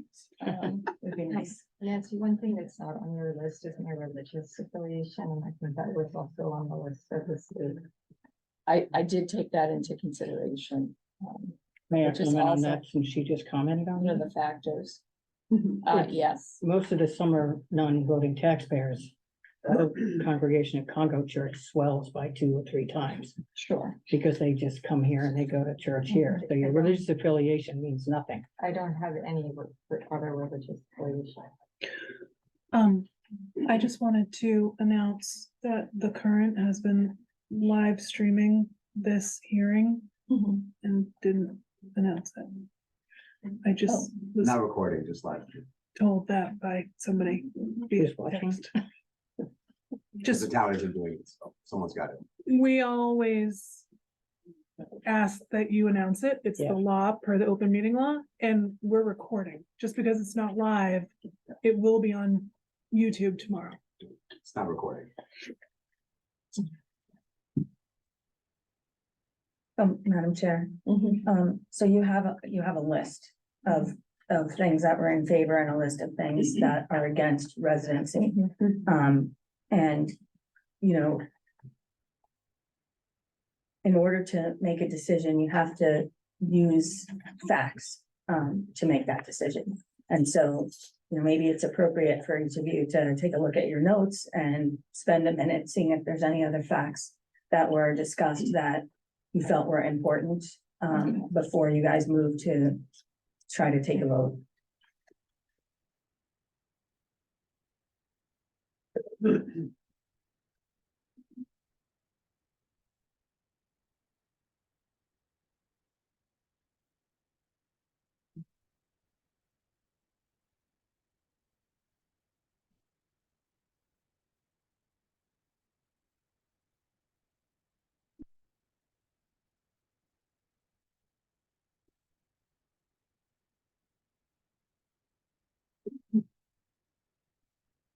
Thank you.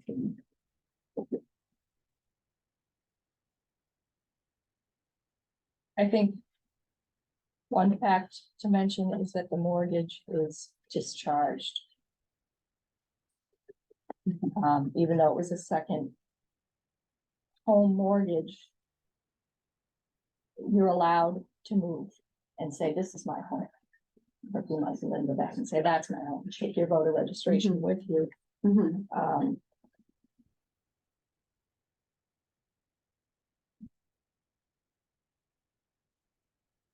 You're just making the point that that's not the case, that she's registered obviously here and doesn't go back and forth as far as.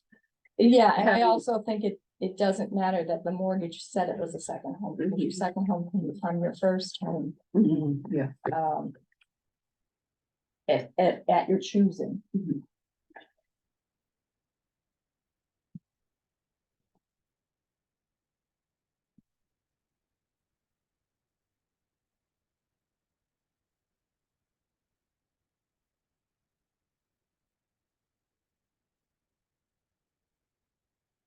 You're the only property owner on this home here in Kentucky.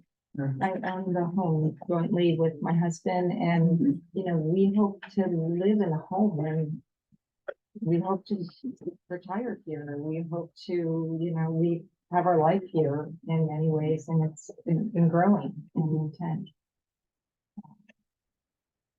That's our hope and that kind of thing.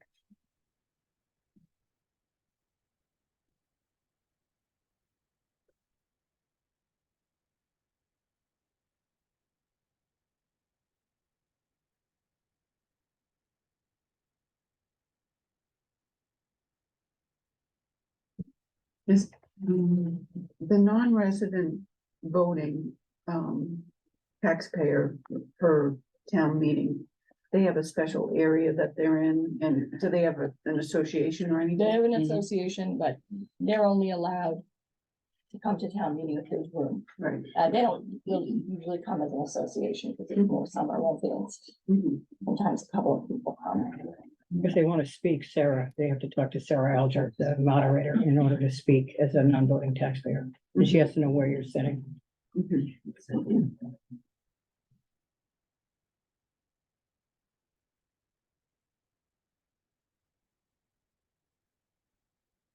And they have a pretty strong group.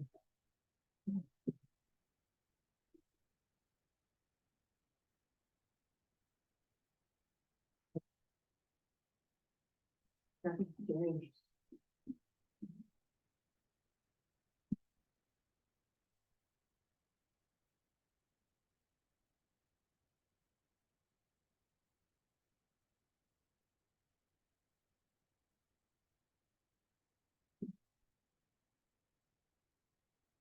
ask for proof of residency when you come to a town meeting. We ask, No, not you, only if it's your first time voting. You have to show your license, and it's not really proof of residency, it's proof of you are who you say you are. And if I look at you and I say that's Judy and you're on the list, or it's your first time here, yeah. And you know, when you're registered to vote and when you come to vote, you're swearing an oath under penalty of perjury. I am this person. it's just the person. Yeah.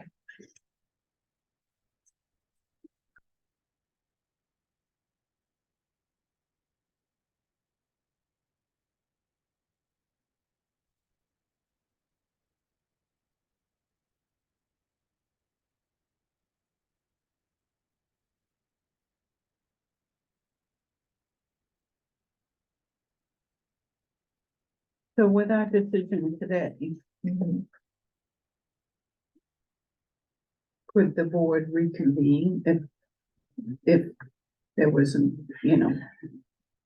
We can reconvene anytime that, as Ms. Goldberg said, a new complaint can be made against any person, Yeah, anytime. Apparently now we all know. But, we are allowed, like, if I had a concern about a resident or residents, we could convene as a board of registrars anytime would you choose fit to discuss that. If something changed, something new came up, there's nothing stopping that. I mean, I think it would be a concern if Ms. Rayport, you know, she says she spends over 5 months a year here, or 5+ months a year here, and is invested in the community. If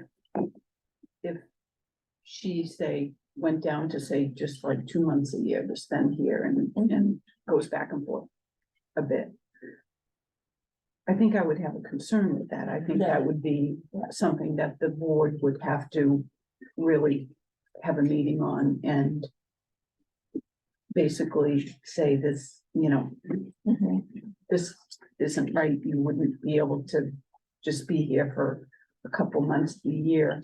I think you've demonstrated that you're not just a summer resident, that you are vested here, and I get that. And you're on boards and so forth, and you've contributed a lot to the community. And so that's my thinking is in making a decision. I just want there to be an open door if circumstances changed and, you know, that, and maybe we as a board of registrars would need to have a meeting and talk about this, about the voters that are not, that are voting here and not really here in Nantucket. I think that needs to be addressed. Yeah. And, you know, I think we've learned a lot about that. The thing is, though, I think the other thing we've learned is, well, I'd like to say, I think I already knew this because it's my job to be the town clerk, but you can't, like Linda was saying at the beginning, when someone comes in to register to vote, I can't question. They put another mailing address, and you have to think about it. This is case specific and individual specific, as we've been told. Everybody's life is different. And, you know, as the examples I've gave before, you can't say that, oh, you know, this spouse is in Florida because maybe they're having chemotherapy and they're this year. You know, every person is different. Can there be the possibility of people that are incorrectly registered to vote? Absolutely. Of course there can. We have 9,600 voters plus. But, you know, what happened, and I don't want to bring back what happened in Truro because it's not what it's about, what's happening in Truro. is that an email was sent out encouraging people to incorrectly register to vote. And obviously that would be a huge concern.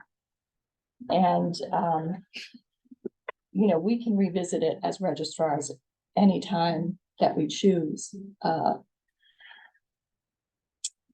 But for me, and am I interrupting? For me, it comes back to, you know, as I said at the beginning, it's not about someone's right to vote. Of course they can vote, as Linda said. But to me, it comes back to an individual's civil right. Like Hillary said, I have the right to choose. She's choosing different from what her husband's choosing. And that might be a little different. But you know, they also have their son to think of. And honestly, if, you know, personally for me, if you asked me before I came based on what I knew, I'd think, well, I don't know. But I feel like she has demonstrated civic, social, religious. I know what Linda was saying about church, but she belongs to the synagogue. You know, when I came here in the summer, I went to church with my parents every week. We didn't belong to that church. Until, you know, later years. She has a car registered here. She's swearing under oath. She's here 4 or 5 months a year. It's her only real property. And I just think, okay, I'm not a judge, but I think, what would a judge say? I think a judge would say she has the right to be here as a voter. That's what I think.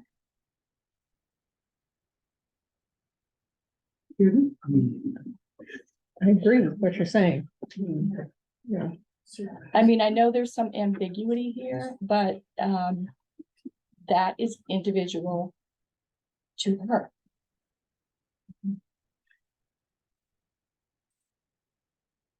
Well, I don't know, I'm ready to vote, but I don't know if anybody else is. I don't want to rush anybody. Should we do it by roll call? No, you go, you say what you want to say. I'm in agreement with you, Nancy. Given all the evidence today and just a couple of days that we had to read everything, it's gonna be a hard decision. But again, I think that if circumstances change, that the board could reconvene and figure this, you know. I promise I'll tell you more. I promise if I just become a summer resident, I'll tell you. I don't,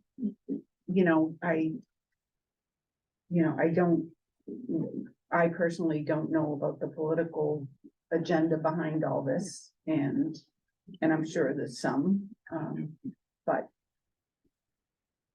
we have to take this, the facts that we have here and the evidence that we have here and make a decision. And yeah, and if I could just add, based on the preponderance of the evidence, and we thought there was enough to have a hearing. Right. And, you know, our every aim has been to be fair and to do the right thing. And I think, you know, what you're saying about Carolyn, about circumstances changing is that's part of the point. You know, circumstances always change in everybody's life. But based on the two sides and the objective evidence, I don't know if we're ready to go to vote. And I probably said this before, but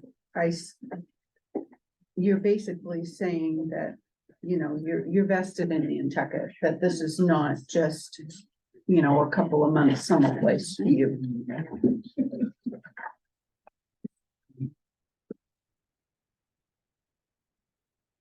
And that this is really, this is your voting residence.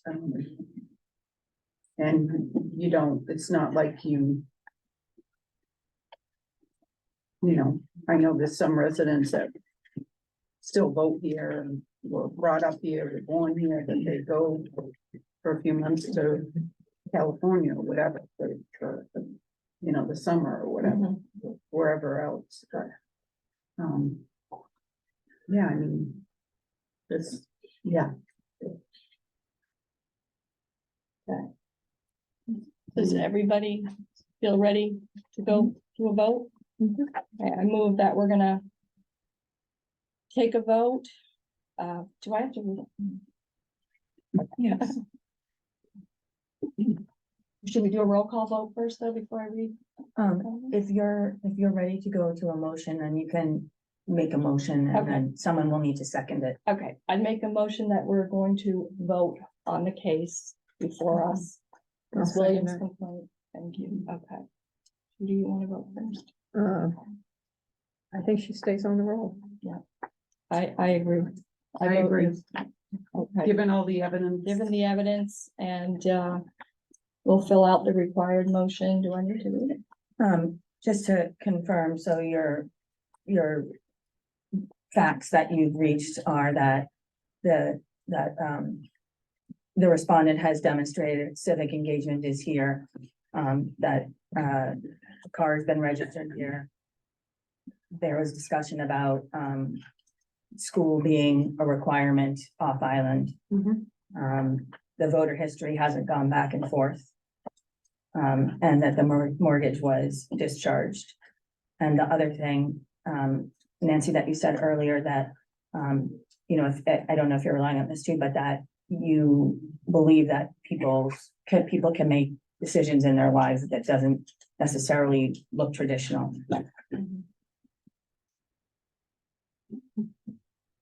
And I would just add to that, the amount of time spent and, religious affiliation.